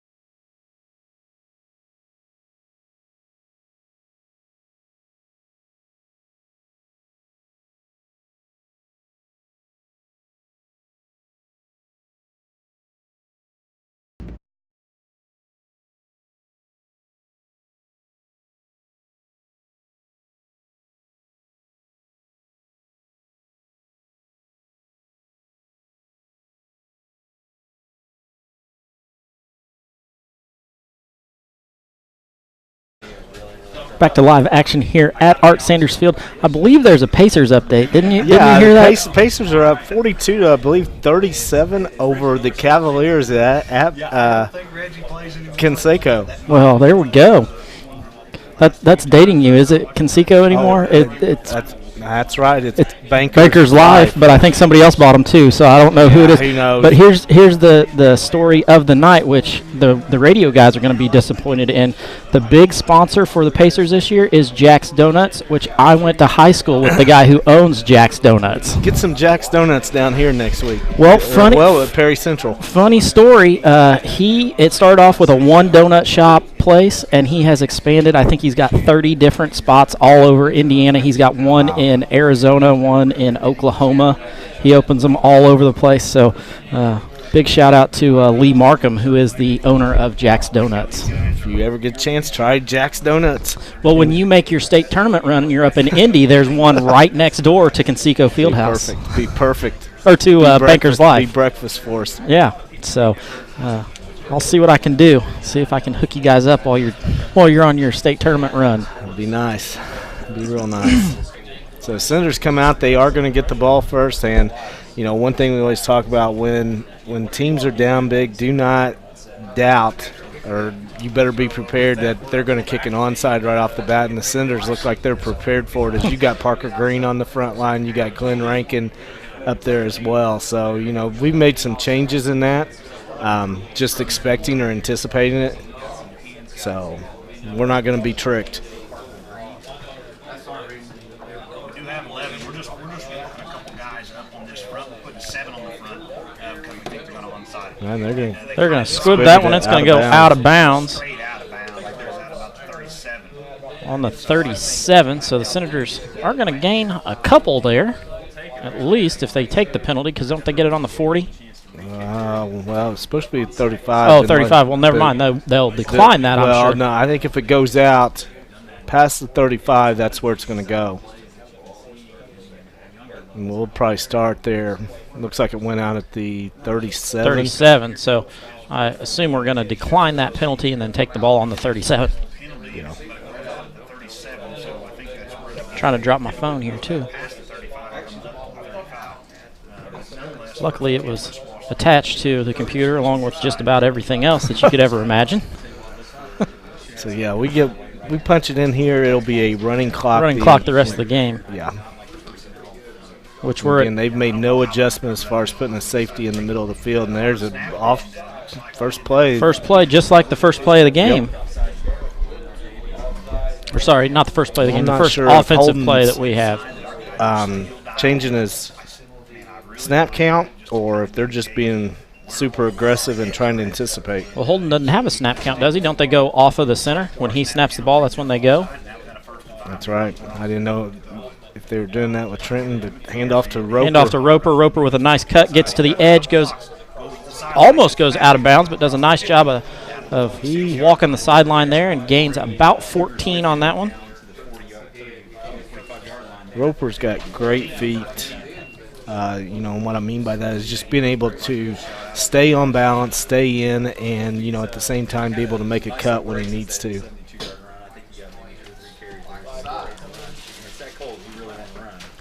Absolutely. Trips this near side and give him McFeeters. He's kind of McFeeters up the middle again. Gains about 4 on that one.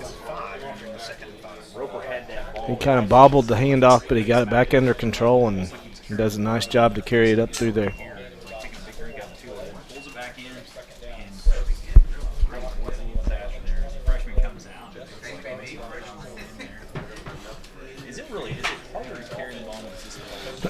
So you got twins out here with Chase and Harrison and trying to get their attention because they had nobody. They had nobody out here covering Farmer. We're going to get a flag on that.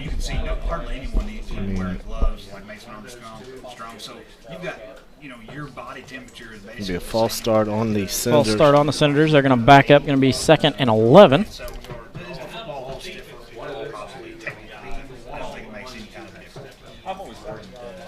So bring up a 2nd down and 11 for the Senators.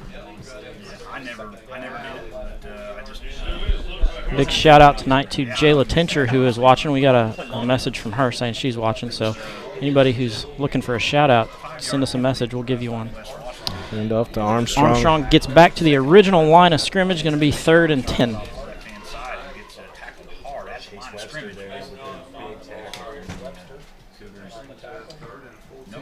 Like we said, Senators up 36-8, 10:37 to go here in the 3rd period.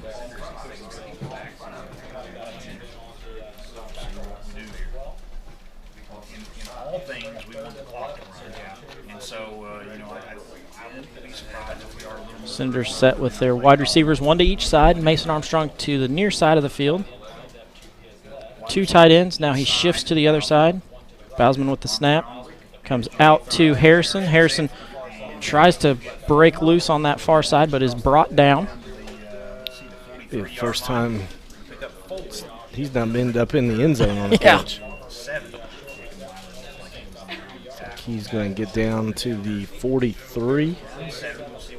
Going to bring up 4th and 7. See what the Senators do here.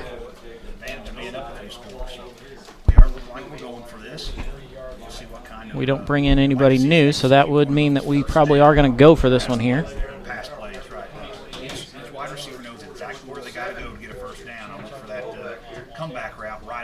Holden rolls left, steps up.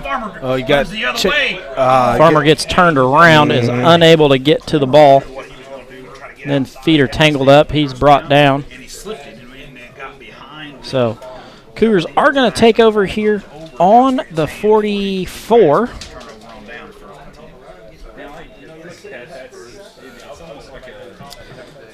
Senators wanted to punch that one in. Yes. I'm sure those players would have liked to too, so they get this game over and get it in out of the cold. Yeah.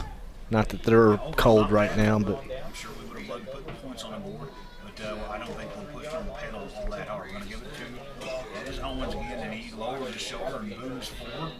one thing that North Daviess has done extremely well this year is play much better in the second half than they have the first half of the ball game. So this game not over. No. I kind of like the way Owens finishes runs.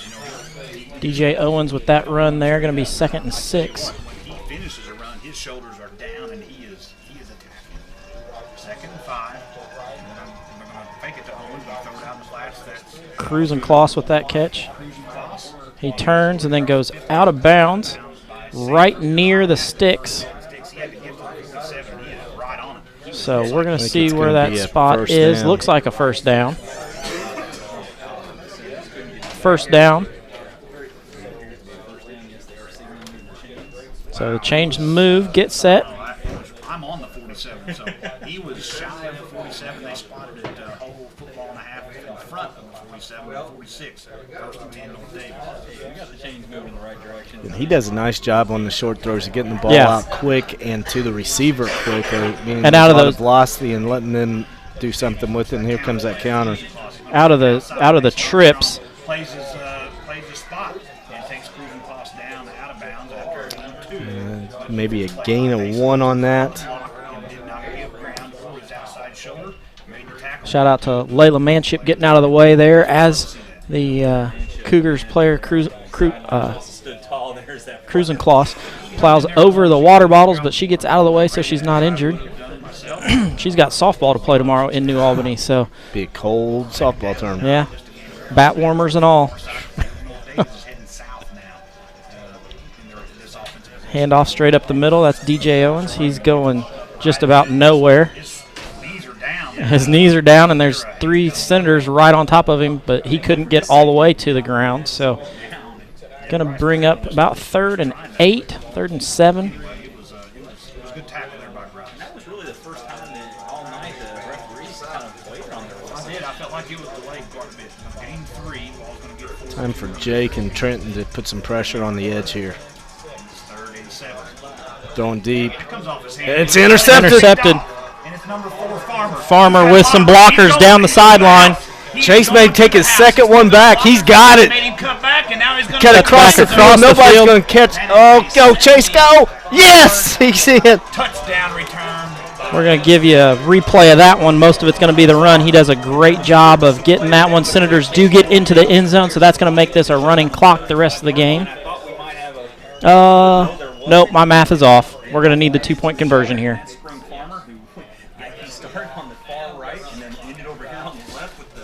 I'm not sure where he picked that off at. But, I mean, you could read it. But, I mean, as far as the distance, Hang on, I'll be able to tell you in a second after we go for this, too. We'll run that replay again, and I'll tell you exactly where he picked it up at. Wow. 2 defensive touchdowns tonight for Chase Farmer. And, again, we talked at the beginning, he could have a big night tonight as he's the best cover we got. Mason Armstrong with that carry. He's going to get in. Nah, I think they're going to stop him. Oh, they're going to hold him short, I guess. So replay coming up of Farmer's catch. He caught that at the 29. So 71-yard interception return. Farmer does a great job getting down the sideline and then turning upfield. 42-8 your score here. 7:50 left to go in the third quarter. And I do not believe we are in running clock yet. Nope.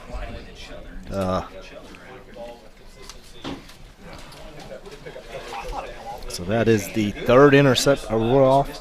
No, we're on third interception. Yeah, third interception he's thrown tonight. Holden's got one and Chase has got two. That he's taken back to the house.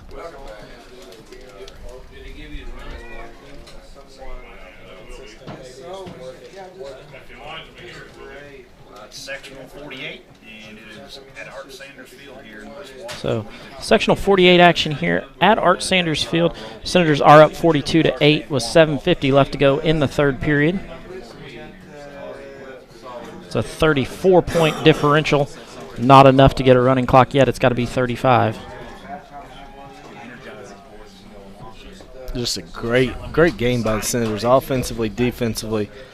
You know, they've really came to play tonight, and you know they should be cruising right into sectional championship game, which, as we said, Perry Central is ahead 14-0 at the end of the first quarter. So that was a late kickoff there for them. So Jake boots that one deep.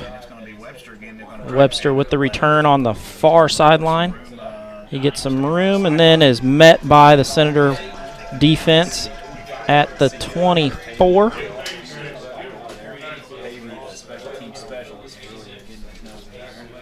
It's good to see. I tell you, we call his name more often than not from the tackle. They're going to mark that at the 25, aren't they?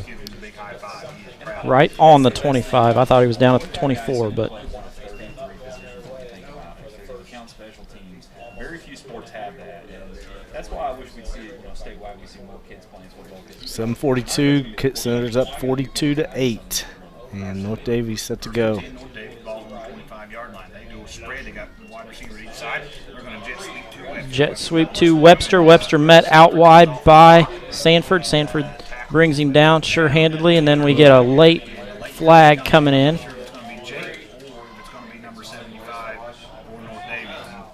I think they're going to call it on. I think Jake's going to pick that one up.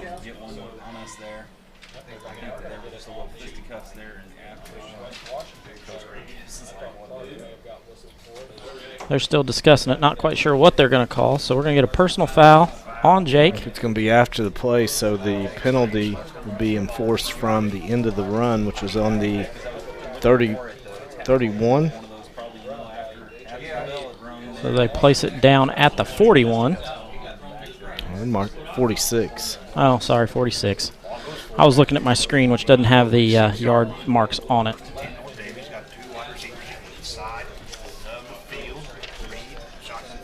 At least I didn't call it the 54. Hand it to Owens. Owens gets met by the wall of Senator defenders. Gets maybe half a yard, not much there. Looks like right at the 47. Another shout out to Maddie Akers. She's out there watching. Normally she's running live stream for me, but she's watching from home tonight. So shout out to her. I'm sure my phone's going to blow up now with everybody wanting to. Not great job. Oh, Hunter Pate had him, and he slipped away. They still get him stacked up back at the 49. Hunter was going to have him for a 2 or 3 yard loss, and they end up gaining. Took their market right at the 50. Oh, I was going to give you the chance, man. No, trust me, I'm not going to fall for it.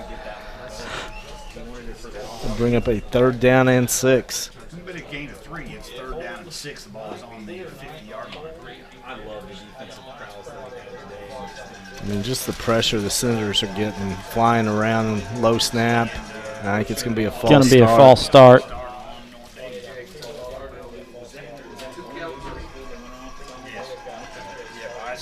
Heritage Hills and Gibson Southern tied at 7. You knew that was going to be a good game. 2 traditional powerhouses. Yep. And then Providence is up 42-8 at the end of the 3rd, running clock there at Pekin.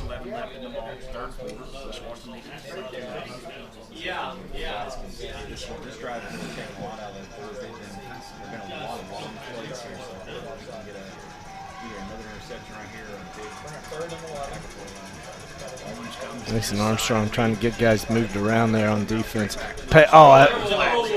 Incomplete. Incomplete pass over the center. Hunter Pate got held as he came shooting through the line, but they did not call it. And that'll bring up a 4th down and 11 for the Cougars, and it does look like they're sending their punting team in. 4th and 11, it looks like Daviess going to punt away. Just get Chase on the corner and let him run. Andrew Lewis comes out. Is that Kai Strother going? I believe it is. He's been playing some special teams there.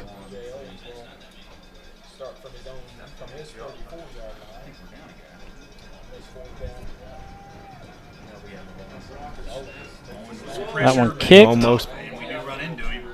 And I don't know if we actually got a hand on it. No, I think he was going for that Academy Award there. So that ball downed at the 27 where the Senators take over. 42-8, 5:57 left to go in the 3rd period of play.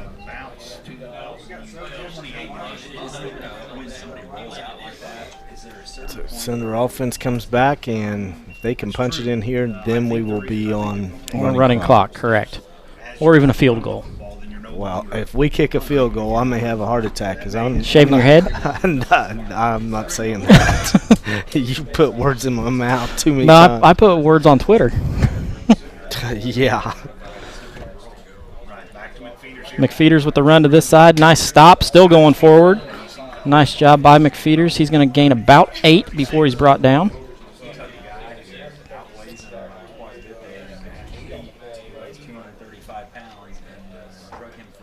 He's a hard one to bring down. His feet just keep moving left and right, and a little bit of that spin move. His feet are impressive.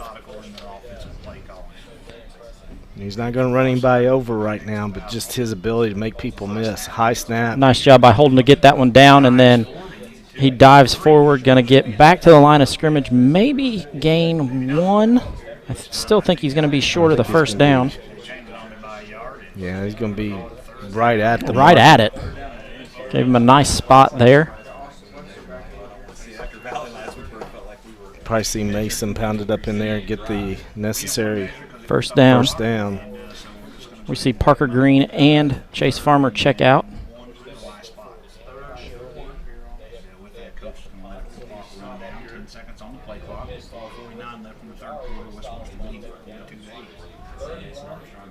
Armstrong with the carry. Oh, that's got to be around the head.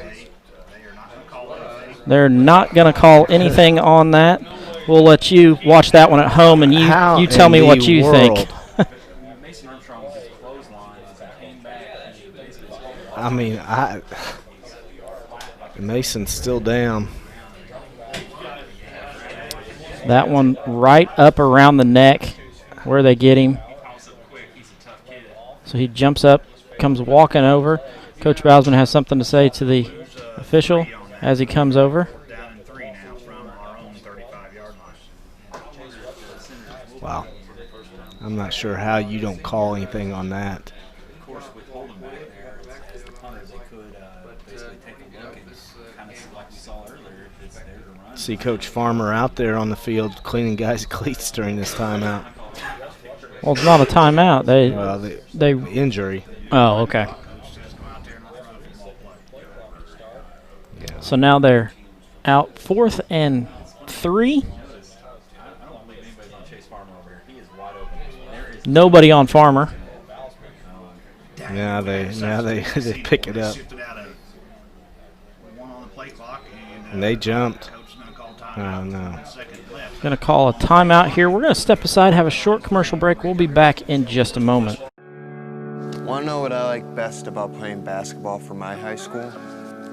I like it because it's a place where my friends get to see me play. I like it because I'm playing for someone besides myself. I'm playing for everybody in my school and every person in my community. Indiana high school sports.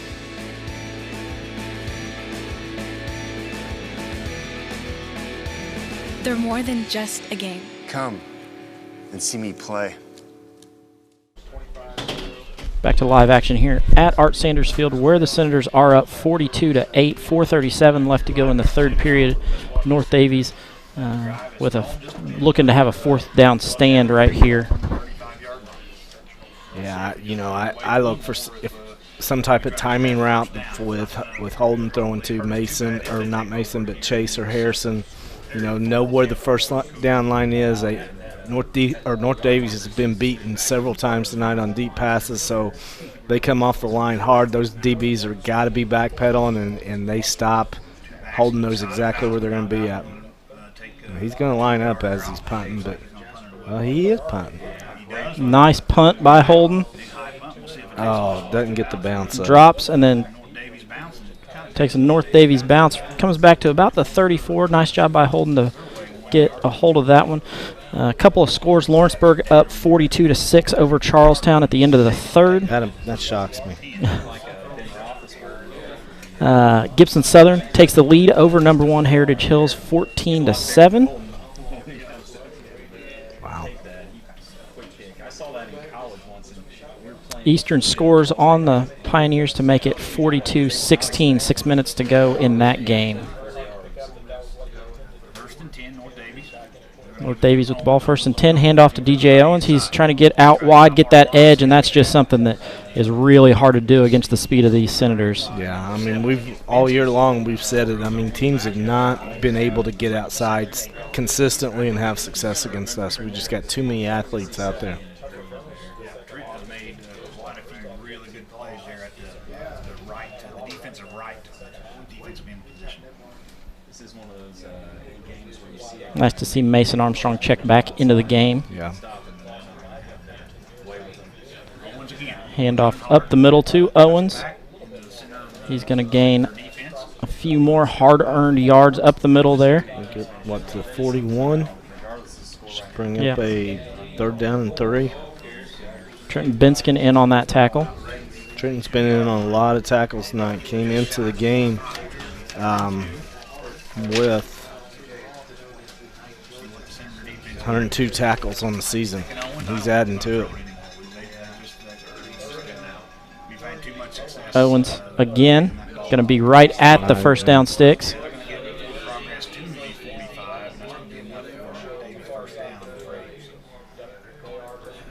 Give North Daviess their 3rd first down here in the second half. The official on our sideline is going up with one finger already. All right, we'll take that. First down signal before they even place the ball. So going to be 1st and 10 at the 45. If we are going to see anything throw them out, it's going to be out of those trips up here on this side. That's where he seems to have the most time. We're going to run it again. Run it again. Not much there, maybe 2. When you throw 3 interceptions, you may be a little leery about putting the ball in the air. Yeah, especially to this trip side of the field. He did not get to the 48. That's where it's going to be spotted. It's going to be a gain of 2. They're spotting right on the top of Sam's hat there. I think he was more the bill of the hat myself. The bill of the hat starts there. Going to be a pass to this side. Screen out here.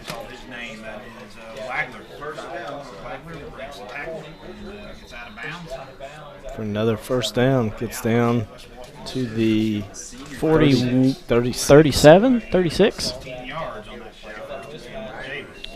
a gain of 16 on that play. Give the Cougars another first down. Again, that's the play that they've had success with throwing, is just throwing straight out and then letting the receivers gain some yardage. Clock at 2:12 here. Nice handoff to Owens. Owens met by Armstrong. 20th carry of the game for Owens tonight. Which I'm kind of shocked by, considering when we heard the scouting report, this was a predominantly throw team. I think they found out pretty quick they're not going to throw the ball or have much success throwing too. Well, if the goal was to throw to the Senators, then they did. Yeah, exactly.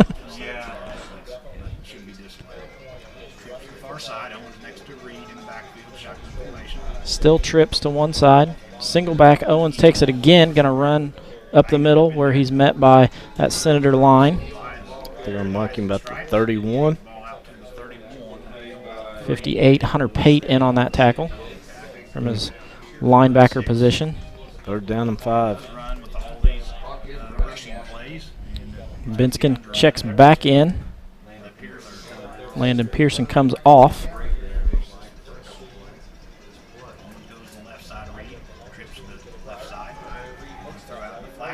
That was on the ground. That was on the ground, so no completion there.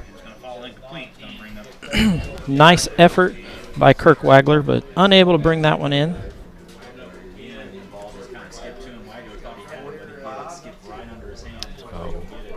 Fourth and 5.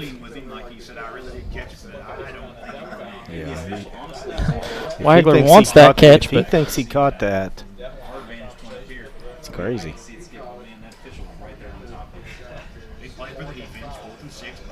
Trips to the far side. Under a minute to go now in the third period. Right across the middle. Nice catch there across the middle. And gets to the, 24? 24. Sanford meets him as soon as he catches it, but is unable to knock the ball away. So that's going to be a first down for the Cougars. So we are under 45 seconds to go here in the third quarter. That bobbled snap. It's going to be brought down. I'm not sure who that ball carrier was. Is Owens. that Owens? Down to the 18. I gave a shout out to one of my kids that was watching. Now the other one tuned in, and I got a message from them. So shout out to Allie Akers, who's out there watching.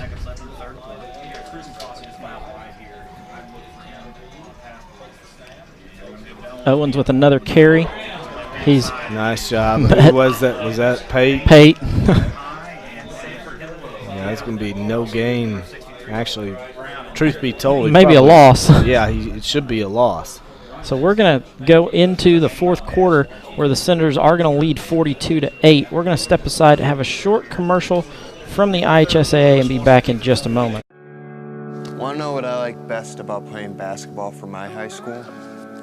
I like it because it's a place where my friends get to see me play. I like it because I'm playing for someone besides myself. I'm playing for everybody in my school and every person in my community. Indiana high school sports.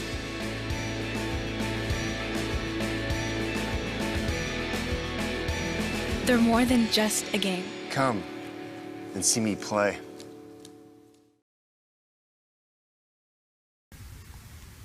Lynx Clothing and Shoes carries a wide variety of items from name brand clothing and shoes to sports apparel and sporting goods. We offer custom screen printing and embroidery, free gift wrapping, alternations, and layaway. Our hours are Monday through Thursday, 9 to 5:30, Friday 9 to 6, and Saturday 9 to 5. We are conveniently located on the north side of the Salem Square and are a family-owned and operated business. Stop by and see us today, 812-883-4154.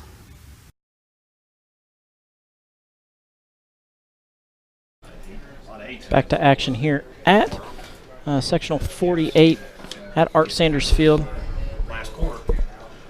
It is the fourth quarter here where the Senators do lead 42-8. Owens with the carry. He loses yards. Brown hits him square, and he goes backwards. They can't even get him run. They're still going to give him a yard and a half or 2 yards. He ended up 4 yards behind the line of scrimmage. I mean, I think a lot of times officials, once you touch them, it's just a dead ball. Yeah. Because I mean, he went way back. So that's going to bring up 4th and 2.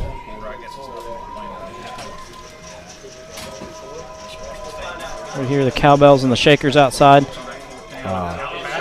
Parker Green. Parker slipped. And wasn't able to get there in time. So that's going to be enough for a first down for the Cougars. 1st and 10 on the 16.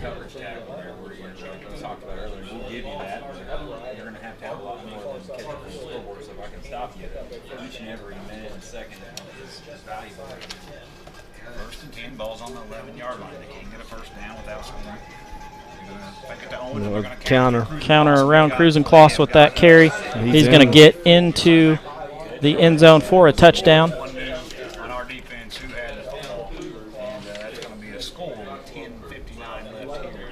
Just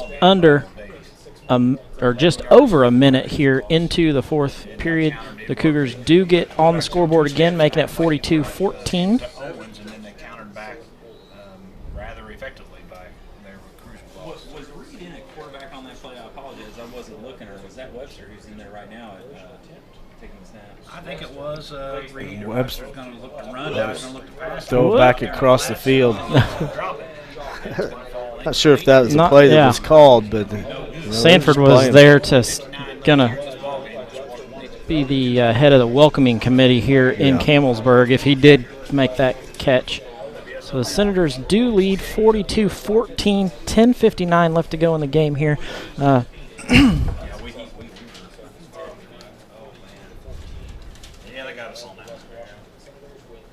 Senators have done just about all you could ask of them in this game. I mean, came in and have really just been the better team tonight. North Daviess just doesn't really have an answer for the speed on the outside and can't get their passing game going. And first half was as good as we have played in a long time. I mean, you could tell the kids were locked in, they were focused, and very few mistakes.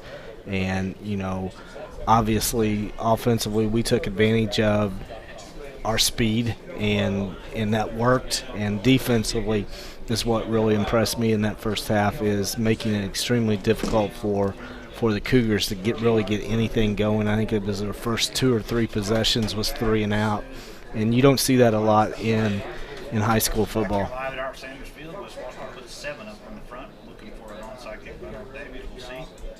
North Daviess back to kick this one away. They squib it. And they recover. Nice job there by North Daviess to get the Senators kind of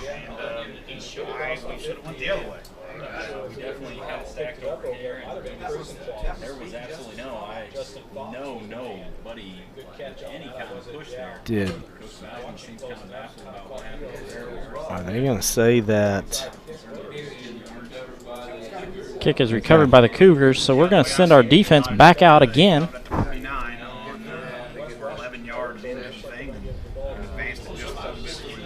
You want to mark it at 45? 46 looks like is where they finally put it down at. Senators fall asleep a little bit on that one.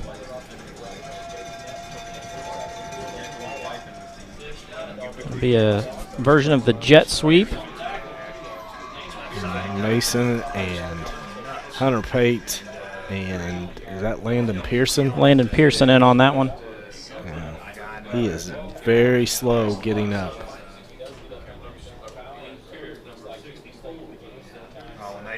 We got an unsportsmanlike coach, but we're getting chopped. Our defensive linemen are getting chopped, and Coach Basman's very adamant right now.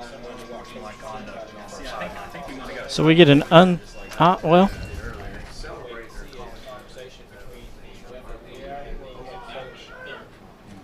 are saying, I didn't see it. We'll watch Well, I mean, they must be.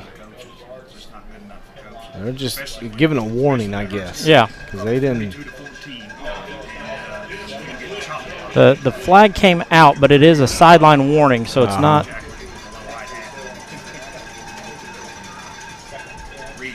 Reed drops straight back, throws it up. Farmer with another pickoff. Nice job by Farmer, his third interception of the night. When I said Chase was going to have a big game tonight, You hit it I never right imagined it was on gonna the be, head. I did not imagine it would be this type of a big game. I thought he'd deflect some passes, not get 3 interceptions, 2 of them return 4 touchdowns, but he's played a heck of a game tonight. Farmer comes off holding up 3 fingers, indicating his third INT. No safety out on the field. We've got. Let's go. Hit Harrison on a slant. Mason with the carry. Makes a good cut. Gets upfield. Going to gain about 4. Maybe 5.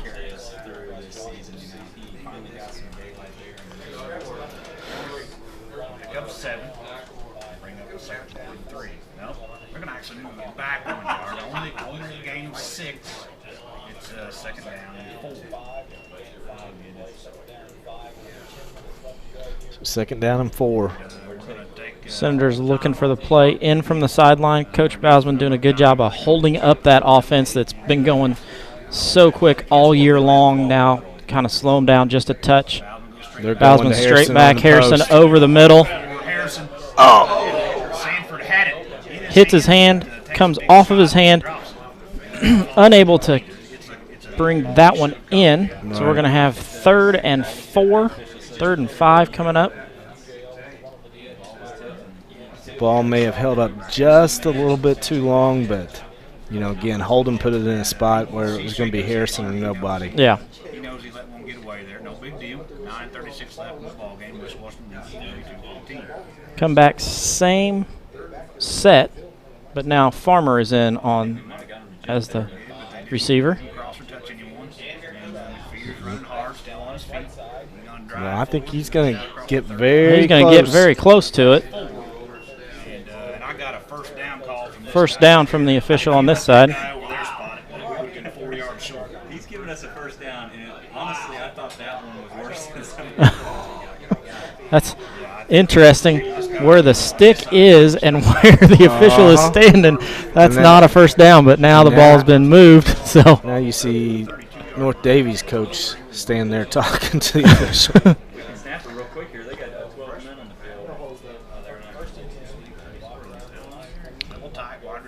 Hand off to Mason Armstrong. Nice job of putting 2 hands on that ball. Lowers his head, looks for. Mason gets up to, I believe, about the 44, so it'll be about a 7-yard gain.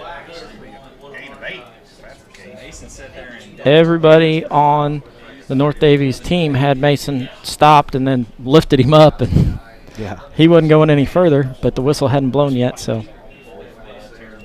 8:43 left to go here. 2nd down and 2. Mason Armstrong comes out, Farmer in. And then we go with an off-balance set here. We've got 2 tight ends to the far side. We're going to take a timeout. We're going to step aside, have a short commercial break, and be back in just a moment. Lynx Clothing and Shoes carries a wide variety of items from name brand clothing and shoes to sports apparel and sporting goods. We offer custom screen printing and embroidery, free gift wrapping, alternations, and layaway. Our hours are Monday through Thursday, 9 to 5:30, Friday 9 to 6, and Saturday 9 to 5. We are conveniently located on the north side of the Salem Square and are a family-owned and operated business. Stop by and see us today, 812-883-4154.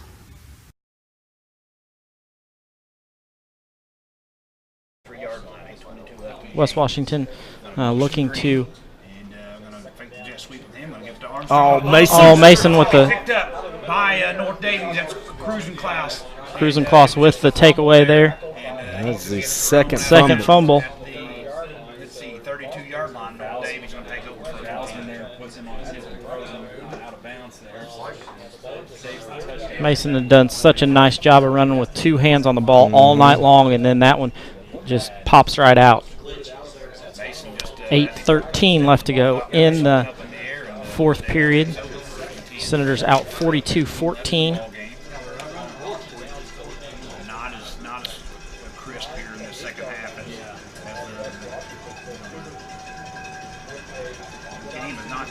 Handoff up the middle to DJ Owens. He's met by a couple of Senators there. Glenn Rankin and Hunter Pate in on that one.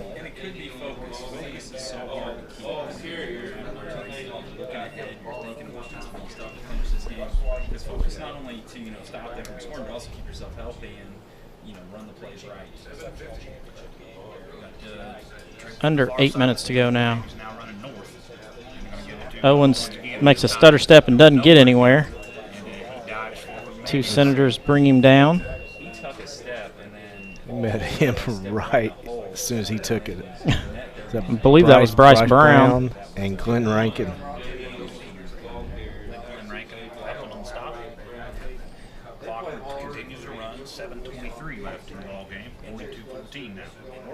North Daviess going to take time out here. We're going to step aside. We'll be back in just a moment. Sportsmanship doesn't happen just on the court or on the field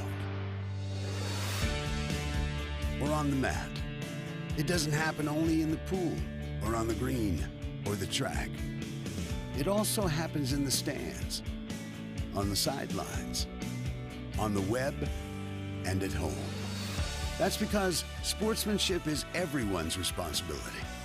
We remind you to practice good sportsmanship at all high school sporting events. Treat athletes and officials with respect during competition and especially in social media. And support your team's coaching staff. Remember, sportsmanship has a face, yours. A message from your high school and the Indiana High School Athletic Association.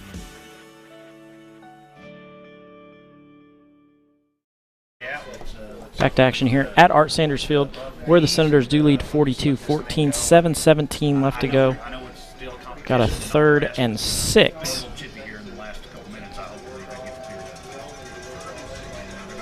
That's going to be the counter.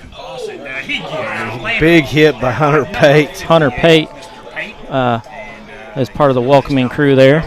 First solid hit we've had on him all game long, really. He thought he was going to get away from Bryce, and then Hunter was there to clean it up.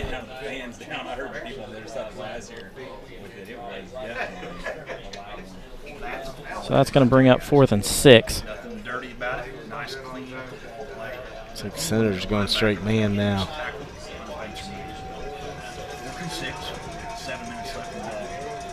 May look to be expecting that straight pass out. Nope, they're going deep. It's going to be off of two hands and then caught to run through to the end zone. Hunter Pate thought he had an interception, and it went right off of his hands, right into Owen's hands for the touchdown. That one is wow. It's a tip drill through two hands, and the Senators just unlucky, not able to get Usually you don't run the tip drill for offense. It's more of a defense end. Wow. So going for two now. They've got quads out to the far side of the field with Webster in the backfield looking for some room. He's going to get into the end zone for two. 42-22, 20-point game here. 6:46 left to go. We're going to stick with you through this timeout. Coach Bousman already out onto the field talking to his boys, telling them, hey, we've got to close this game out. Yeah, exactly. Hang on, I got to get caught up. You've got quite a bit of stats to put in there. Yeah. That was kind of a mess for an offensive series there. DJ Owens makes a couple of runs up the middle, and then the pass by Reed across the middle that's hit by two North Daviess Cougars, and then they are able to then pick it up and get in for the touchdown. So the Senators are going to put a ton of people up on the front line now. Not only 1, 2, 3, 4, 5, 6, 7, 8, 9. Looks like 10 of them up close to the line. Daviess was successful on the last onside kick. We'll see what they try again. They're going to, and that time we attacked. We attack the football and drop on it. Right at the 50-yard line. Right at the 50. That is Sanford. Oh, is that Harrison? Sanford with that onside recovery. So we're going to take over right at the 50. It'd be nice if we could string a couple first downs together, just run the clock out. But, the second half, we've only got 2 first downs, so we don't have the big plays that we had in the first half. And last time we tried to get a first down with Mason, and he ended up fumbling. Mm-hmm. That ball handed off to Roper. Going to be a hold or clip or a hold.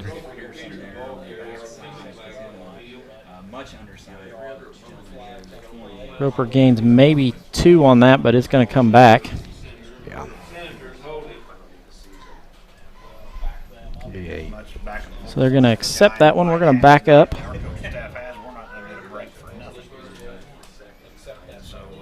Mark it back at the 40-yard line. Yeah. Bring up a second down and 20. We got an update from Perry early, but I haven't been able to find anything lately from them on what their score is. Last we heard it was 14-0 Perry, but that was early in the game. So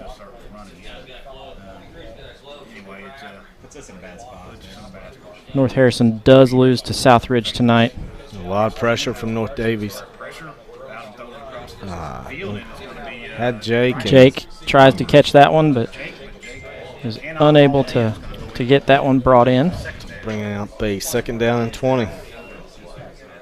And stop the clock. We went from 1 point from a running clock to now it is a 20-point game. But everything else is working well. So. North Daviess, there's no quit in them. I mean, we yeah, talked at 6:21 to go here, and the Senators have kind of fallen flat where North Daviess is. Which is expected. I mean, you get a big lead no matter what you say to them. Kids are kids. They know how they're up, how big they're up, and their thing is let's get to next week now.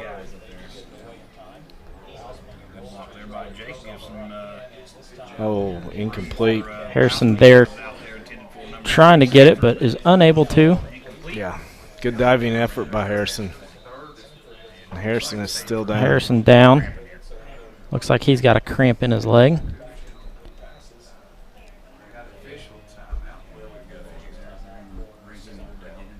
Yeah, that's a cramp the way they're. I think when people don't realize it's still cramp when it's cold. Yeah, absolutely. You do. Getting that stretched out by the trainer there. Update here, thanks to Cheryl Lee. Perry Central 21, North Central Farmersburg 12 at the half. At the half. So.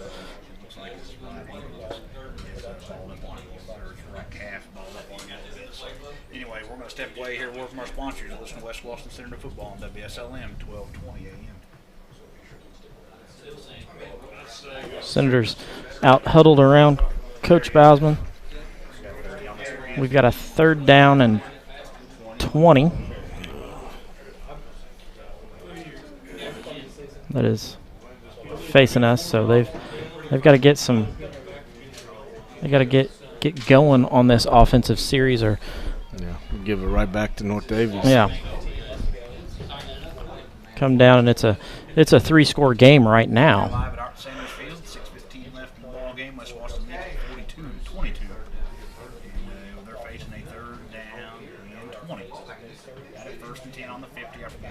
Getting 2 backs, you got Armstrong and McFeeters. Feeders with that one. Yeah. There's another flag. There's another flag. I'm sure that's going to be another hold. Yep.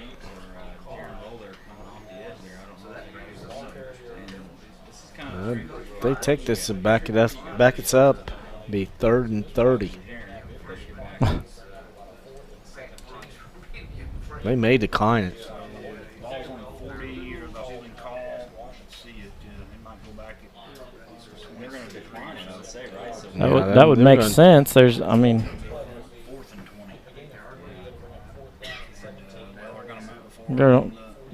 to decline it. Yeah, which is the only thing. So now it's going to be 4th down and 17. So Holden going to drop back and kick this one away.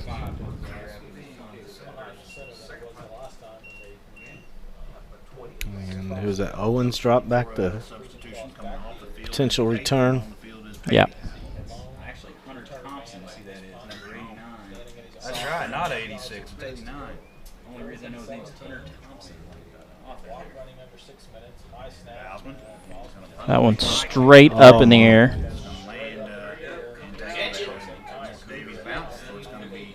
Going to be down by Landon Pearson at the 47.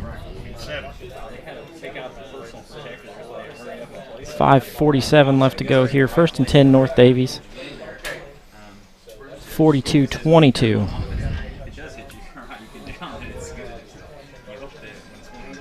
You can definitely feel that the momentum has swung to the North Daviess Cougars. Owen's going to try to get out wide. Nothing going on there. He's brought down.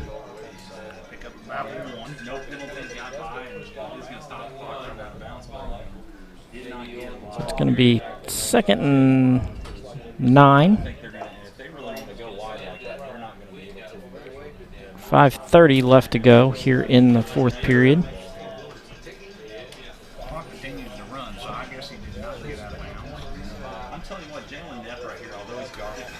Chase encouraging the fans to make some noise.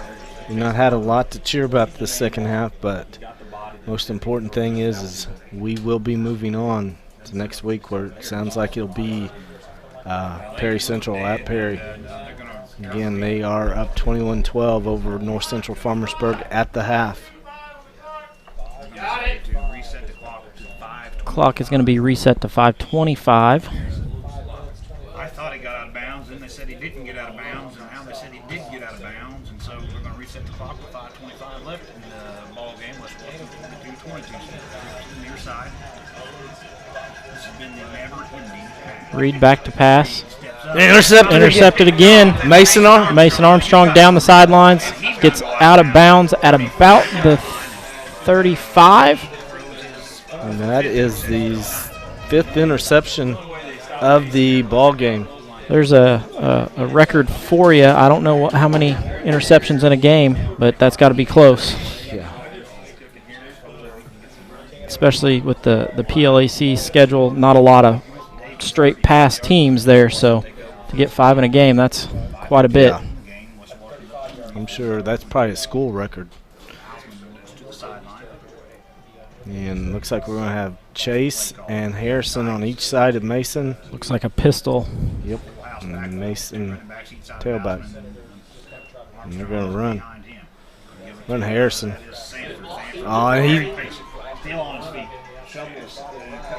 Harrison gets the edge, looking to stay inbounds.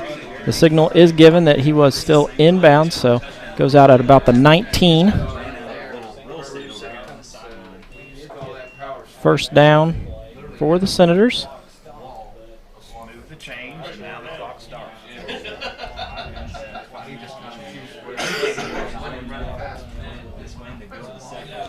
Second straight year. Might take some time here. 15 seconds on the play clock. So again, the clock does continue to run because he stayed inbounds. Stay in the pistol here. Mason is the deep back.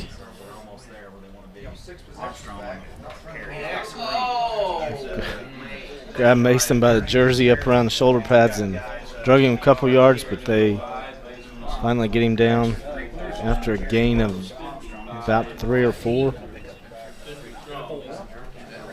Going to bring up 2nd and 6. Senators are going to be content to let that clock continue to run. Didn't hear it, Coach. That's what you get from the guys in stripes. I didn't see it, Coach. Didn't hear it. I'll get it this time. I tell you what, North Daviess is begging us to throw the ball. Pounding so many guys up there. Okay, they're finally dropping the safety. A little further back. Chase Farmer with the carry, looking for a hole. There's nothing there, but he's still moving, still going forward. He's going to get through. a first down, and there comes a flag. We'll see what that is. That was from deep. Yeah. Yeah, I've been watching. There was 3 guys in one spot. 2 North Daviess, 1 West Washington. Personal foul on North Daviess. It'd be like a half the distance. As Chase got it down to about the 9-yard line. Good passer. But I didn't see exactly what drew the flag. I just seen him back here. This is a first. What's that? Senators are huddling. Yeah, you don't see that very often. So that's going to bring the ball inside. 3:39 left to go in the game. 1st and 5. 3:39 left in the ball game. 1st and goal from the 5. I think Coach and everybody in red would like to just get one more in here. Yeah, let's punch it in here and be done. Still in the pistol look. Play clock down to 12.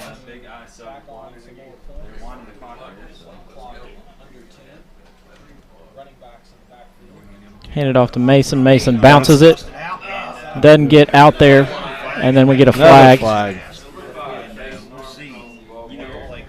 Nice hard run there by Mason. Yeah, I think he wanted that. I don't know whether it's a face mask or if it's going to be a hold inside. It's going to be on North Daviess. Yeah. They're going to move it.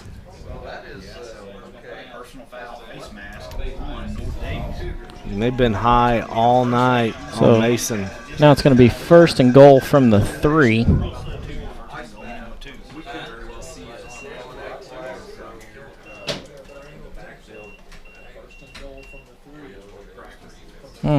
From the 1. Sanford to the corner. Gets in the corner. So that's a touchdown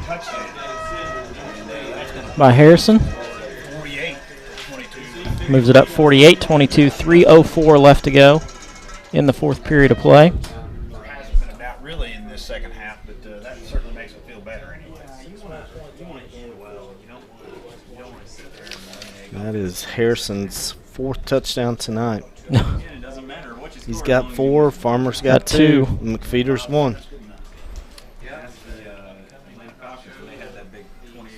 So still looking at the pistol down here on the goal line. Handed off to Mason straight up the middle. Lowers his head. Gets in for 2. Moves it to 50-22. We're going to step aside, have a commercial break from Lynx. We'll be back in just a moment. Lynx Clothing and Shoes carries a wide variety of items from name brand clothing and shoes to sports apparel and sporting goods. We offer custom screen printing and embroidery, free gift wrapping, alternations, and layaway.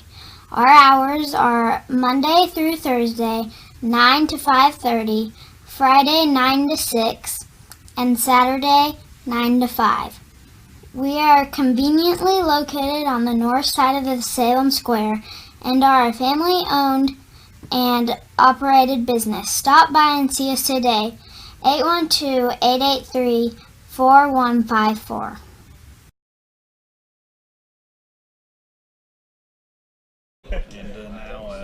Back to live action here at Art Sanders Field, where the Senators are up 50-22 over the North Daviess Cougars.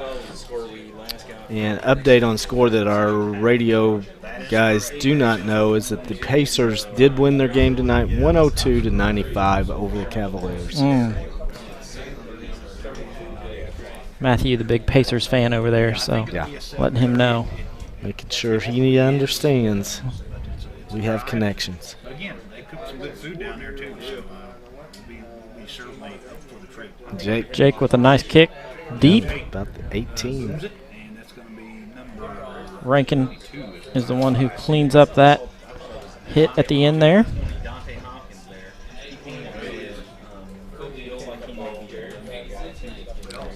Closing in on 4,000 viewers for today, so awesome. Big thanks to all of those of you who tune in and watch. Look at the 31.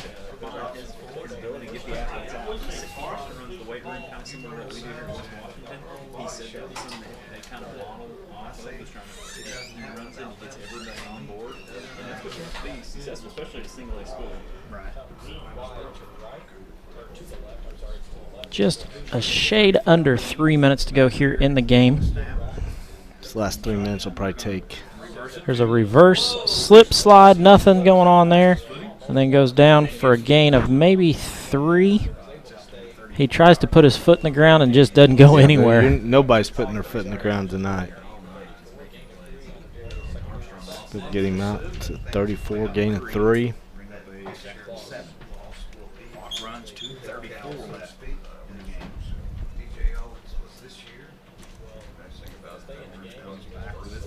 See if we can get a 6th interception next time he puts it in the air.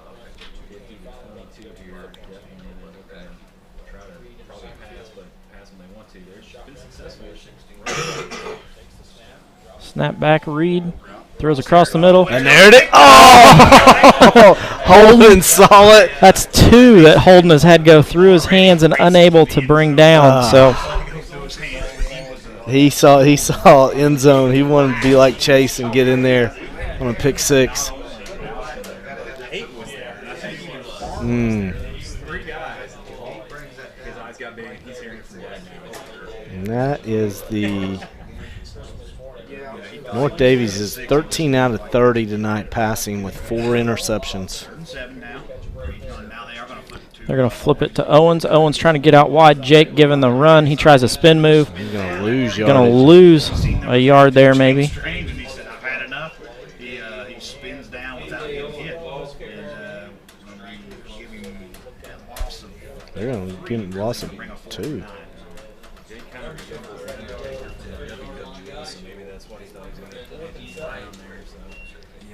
Tombstone would not be a good thing. Clock does run 1:30. Clock's still running here. Minute 35 to go. They're gonna let it run. Take time out. Run a play, and because the Senators get it, they can take a knee, and this game will be over. And they will be moving on to Leopold to face the Commodores, I'm sure, for the sectional championship.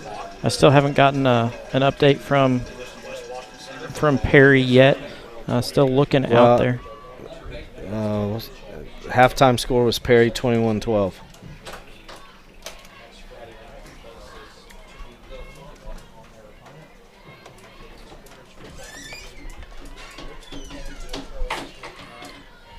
So 21-12 at the half at Perry. If Perry does end up winning that game, it will be a sectional final at Perry, so we will be traveling there next Friday.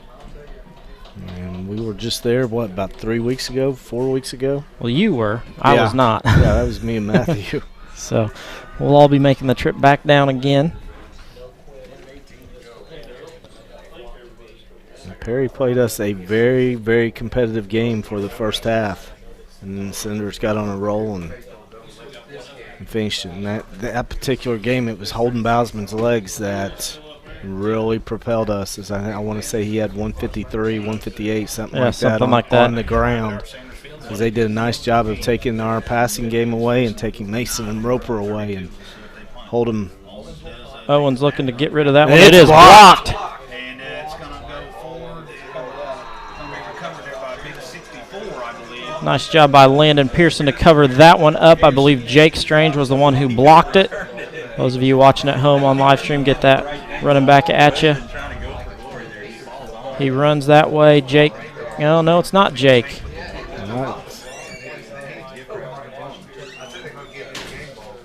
It's 52. That's Andrew Lewis with the block there. Andrew Lewis has played extremely well tonight, replacing Charles Madden on the defensive line. Just done a tremendous job. Minute 13 left to go here. We're going to see victory formation where Holden's going to take probably a couple of knees here.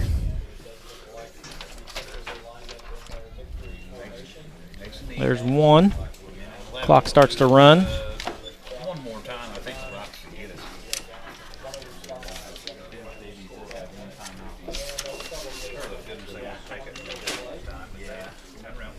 We're now under a minute.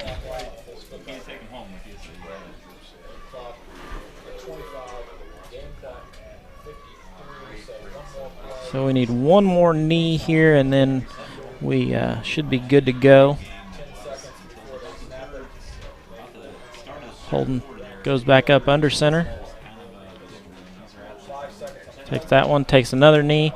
That should run us all the way down to zeros, where the Senators are victorious tonight, 50-22. They come out and really pour on the gas in the first half, and then do a good job of holding on to the victory here. Second half probably not as clean as Coach Bousman wants, but Senators are victorious. That's the important part about it. They will be on the road next week if scores hold true at Perry Central. So that will be a 7:30 kickoff probably. So we will take a short break and then be back with some scores and stats and our post-game show with Coach Bousman. We'll be back in just a moment. Sportsmanship doesn't happen just on the court or on the field or on the mat. It doesn't happen only in the pool or on the green or the track. It also happens in the stands, on the sidelines, on the web, and at home. That's because sportsmanship is everyone's responsibility. We remind you to practice good sportsmanship at all high school sporting events. Treat athletes and officials with respect during competition and especially in social media. And support your team's coaching staff. Remember, sportsmanship has a face, yours. A message from your high school and the Indiana High School Athletic Association.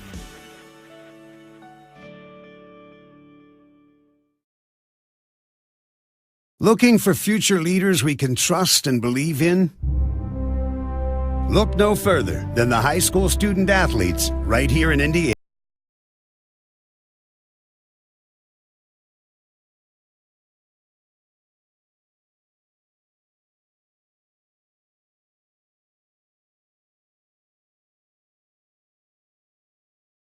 Responsibility, being a good role model.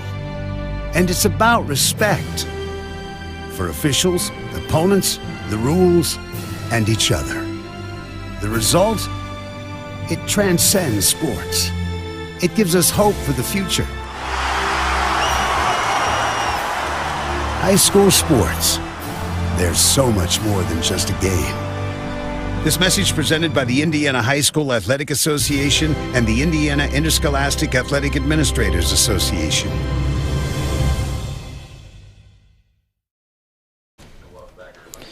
Back to action here at Art Sanders Field, where the Senators are victorious 50-22 in the sectional semifinals here at Art Sanders Field. Coach Russell, run down some scoring and some stats. Okay, a lot of scoring in the first quarter.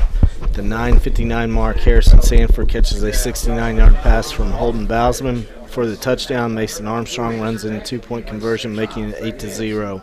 The 3:03 mark, Sanford again, this time a 17-yard run. Strange catches a two-point conversion pass from Bousman, making it 16-0. 19.7 seconds to go in the first quarter. Owens, the running back from North Daviess, carries it in from 6 yards out. Kuzencroft carries it in, the two-point conversion, making the score 16-8. With 0.7 seconds to go in the first quarter, Roper McFeeters goes 72 yards for the touchdown. Two-point conversion run failed, making the score 22-8 at the end of the first quarter. In the second quarter, 4:37 to go, Chase Farmer picked off the first of 3 passes he would get that tonight with a 25-yard interception return. Two-point conversion was no good, making the score 28-8. Then at the 2:10 mark in the first half, Harrison Sanford catches a 45-yard pass from Bousman for the touchdown. Mason Armstrong with a 2-point conversion run, making the score 36-8, and that's where it stood at the half. In the third quarter, 7:51 mark, Chase Farmer gets his, actually at the time it was his second interception, returns it 71 yards for the touchdown. So 2 pick sixes for Chase, then one other one in the fourth quarter that he also got. North Daviess gets back on the board at the 10:59 mark of the fourth quarter as Kuzma Massa rins it in from 6 yards out. 2-point conversion was no good, making the score 42-14. And then after recovering an onside kick, North Daviess at the 6:46 mark scores again when Owens catches a 24-yard pass from Reed off of a deflection, and then Webster runs in the 2-point conversion, making it 42-22. Then at the 3:04 mark of the fourth quarter, Harrison Sanford gets his 4th touchdown of the game on a 2-yard run. Mason Armstrong runs in 2-point conversion, making the score 50-22. Team stats for North Daviess, they had 11 first downs in the ball game, ran it 40 times for 131 yards. They were 13 out of 31 passing with 4 interceptions. Just an outstanding job by the Senator defense tonight on pass defense, as he was 13 out of 31 for 94 yards. Total yards for the Cougars, they had 246. They had 1 fumble, and it was recovered by the Senators. They were penalized 9 times for 66 yards. For the Senators, they had 9 first downs in the ball game, ran it 34 times for 153 yards, 7 out of 17 with 1 interception, passing for 214 yards. After having 290 yards total offense in the first half, we only end with 367, as the Senators really slowed down the pace and slowed down the offense in the second half. The Senators had 2 fumbles, losing both. They were penalized 7 times for 50 yards. Individually, Roper McFeeters, the freshman, 12 carries, 117 yards, including the long 72-yarder, which really changed the momentum there early in the game. Holden Bousman ran it 3 times for negative 13 yards. Mason Armstrong 13 times for 30 yards. Harrison Sanford 3 times for 35 yards. Chase Farmer 1 time for 6 yards. As you said, Holden was 7 out of 17 with 1 interception for 214. Main target was Harrison Sanford, 3 catches, 112 yards, 2 touchdowns. Jake Strange also a big night with 2 catches for 66 yards, and Chase Farmer had 2 catches for 36 yards. And that is our stats. It's a great rundown, great game here for the Senators on Art Sanders Field. We're going to step aside, take a couple of commercial breaks, wait for Coach Bousman to make his way up here. He's got a radio interview and our live stream interview, so we may run a few commercials and then get back with you. Looking for future leaders we can trust and believe in? Look no further than the high school student athletes right here in Indiana.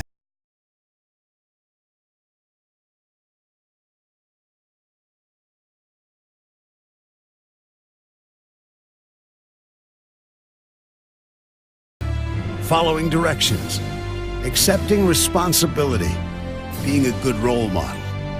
And it's about respect for officials, opponents, the rules, and each other. The result?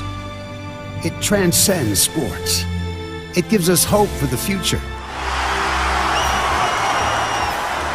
High school sports. There's so much more than just a game. This message presented by the Indiana High School Athletic Association and the Indiana Interscholastic Athletic Administrators Association.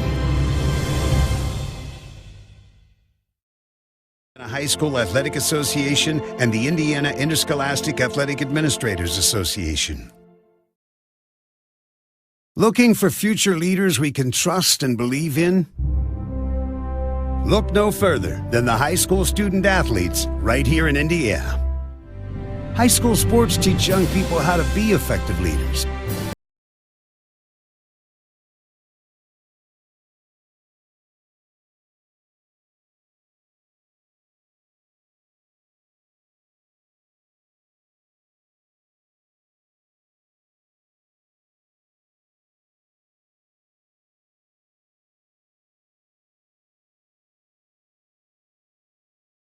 transcends sports.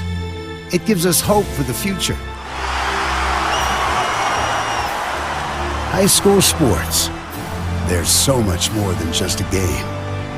This message presented by the Indiana High School Athletic Association and the Indiana Interscholastic Athletic Administrators Association.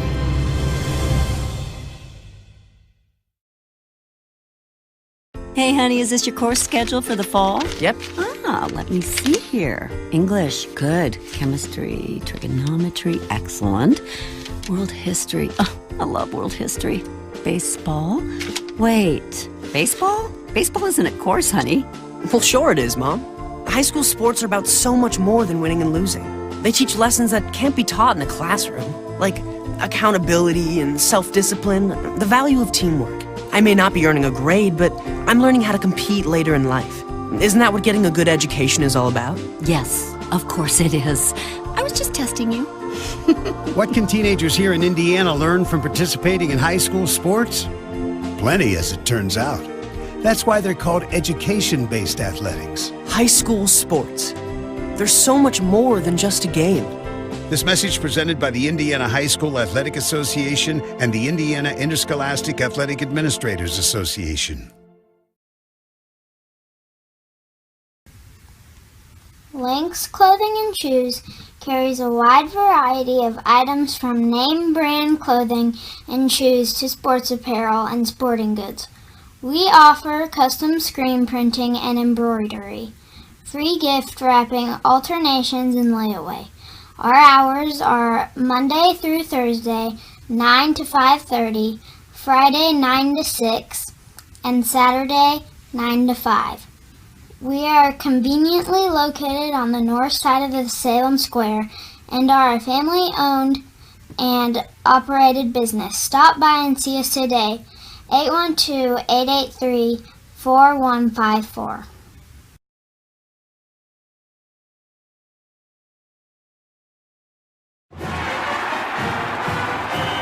I loved playing high school sports.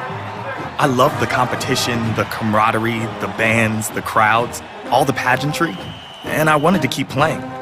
But I graduated. No colleges called, and neither did the pros. So, to stay close to the game I loved, I decided to become a high school official. You know, a referee. When I played high school sports, I learned the importance of integrity, good sportsmanship, and respect for the rules. Now, as a high school official, I get to help model these same values to others. Maybe the colleges and the pros didn't call, but the kids in Indiana did. And now, I'm enjoying the competition, the camaraderie, the bands, the crowds, and all the pageantry of high school sports all over again. Interested in becoming a licensed high school official? Go to highschoolofficials.com to learn more and begin the application process. Want to know what I like best about playing basketball for my high school? I like it because it's a place where my friends get to see me play. I like it because I'm playing for someone besides myself. I'm playing for everybody in my school and every person in my community. Indiana high school sports.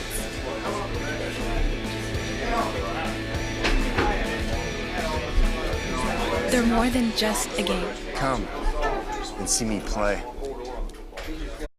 Sportsmanship doesn't happen just on the court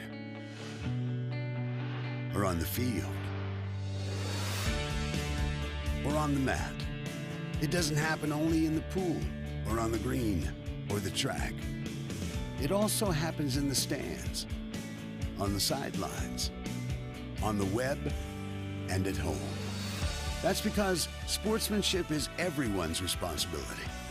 We remind you to practice good sportsmanship at all high school sporting events. Treat athletes and officials with respect during competition and especially in social media. And support your team's coaching staff. Remember, sportsmanship has a face, yours. A message from your high school and the Indiana High School Athletic Association.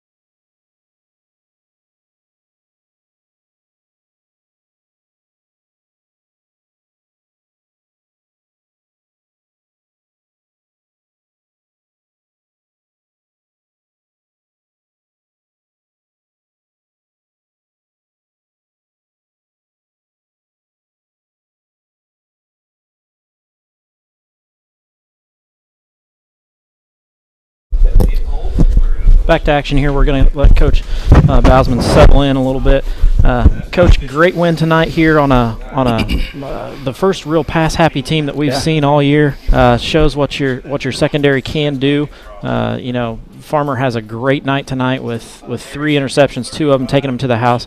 What are your thoughts on the game? Well, I just, someone's going to throw on us. We feel pretty good about it with our defensive backfield. It's a lot of experience back there and a lot of athletic guys back there with talent that have great ball skills, and I think it was displayed tonight. They did a great job in their fundamentals, in their technique, and reading the quarterback and then making breaks on the ball.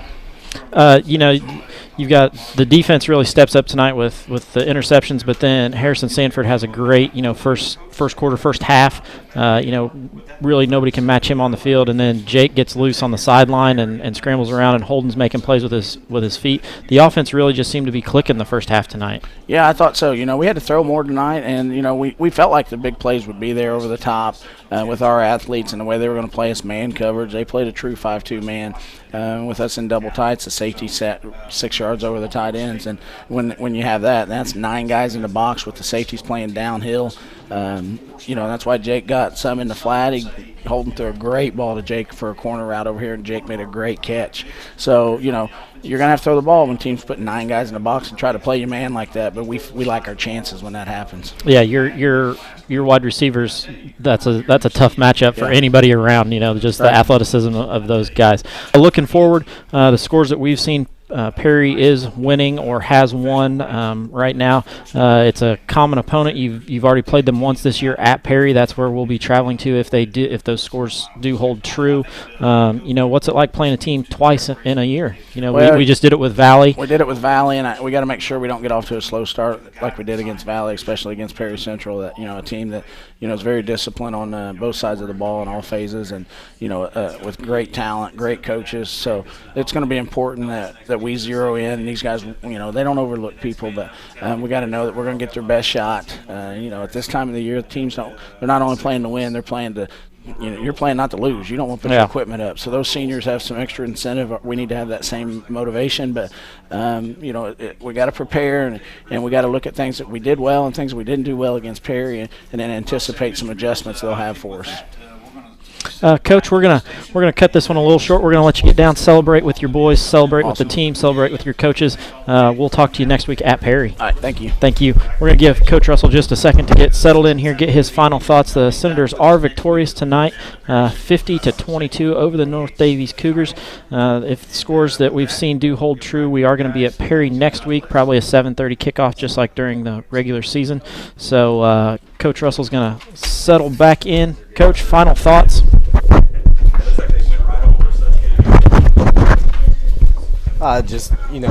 First half, like I said earlier, I was probably the best, most focused offensively, defensively we've been in a few weeks, and, that was good to see. And, we talked about last week the kids were getting settled into the tournament routine, and they came out and played like it. And, second half is, I'm not sure what Coach Bausman said, but you're up that big, it's hard to keep your foot on the gas pedal. And, North Daviess, they weren't going to quit because their seniors didn't want their season to be over, so they was going to keep fighting and doing everything that they could. But our kids showed a lot of toughness, and they're going to be a tough out next week. Well, with that, we're going to go ahead and sign off. We will see you next week from Perry.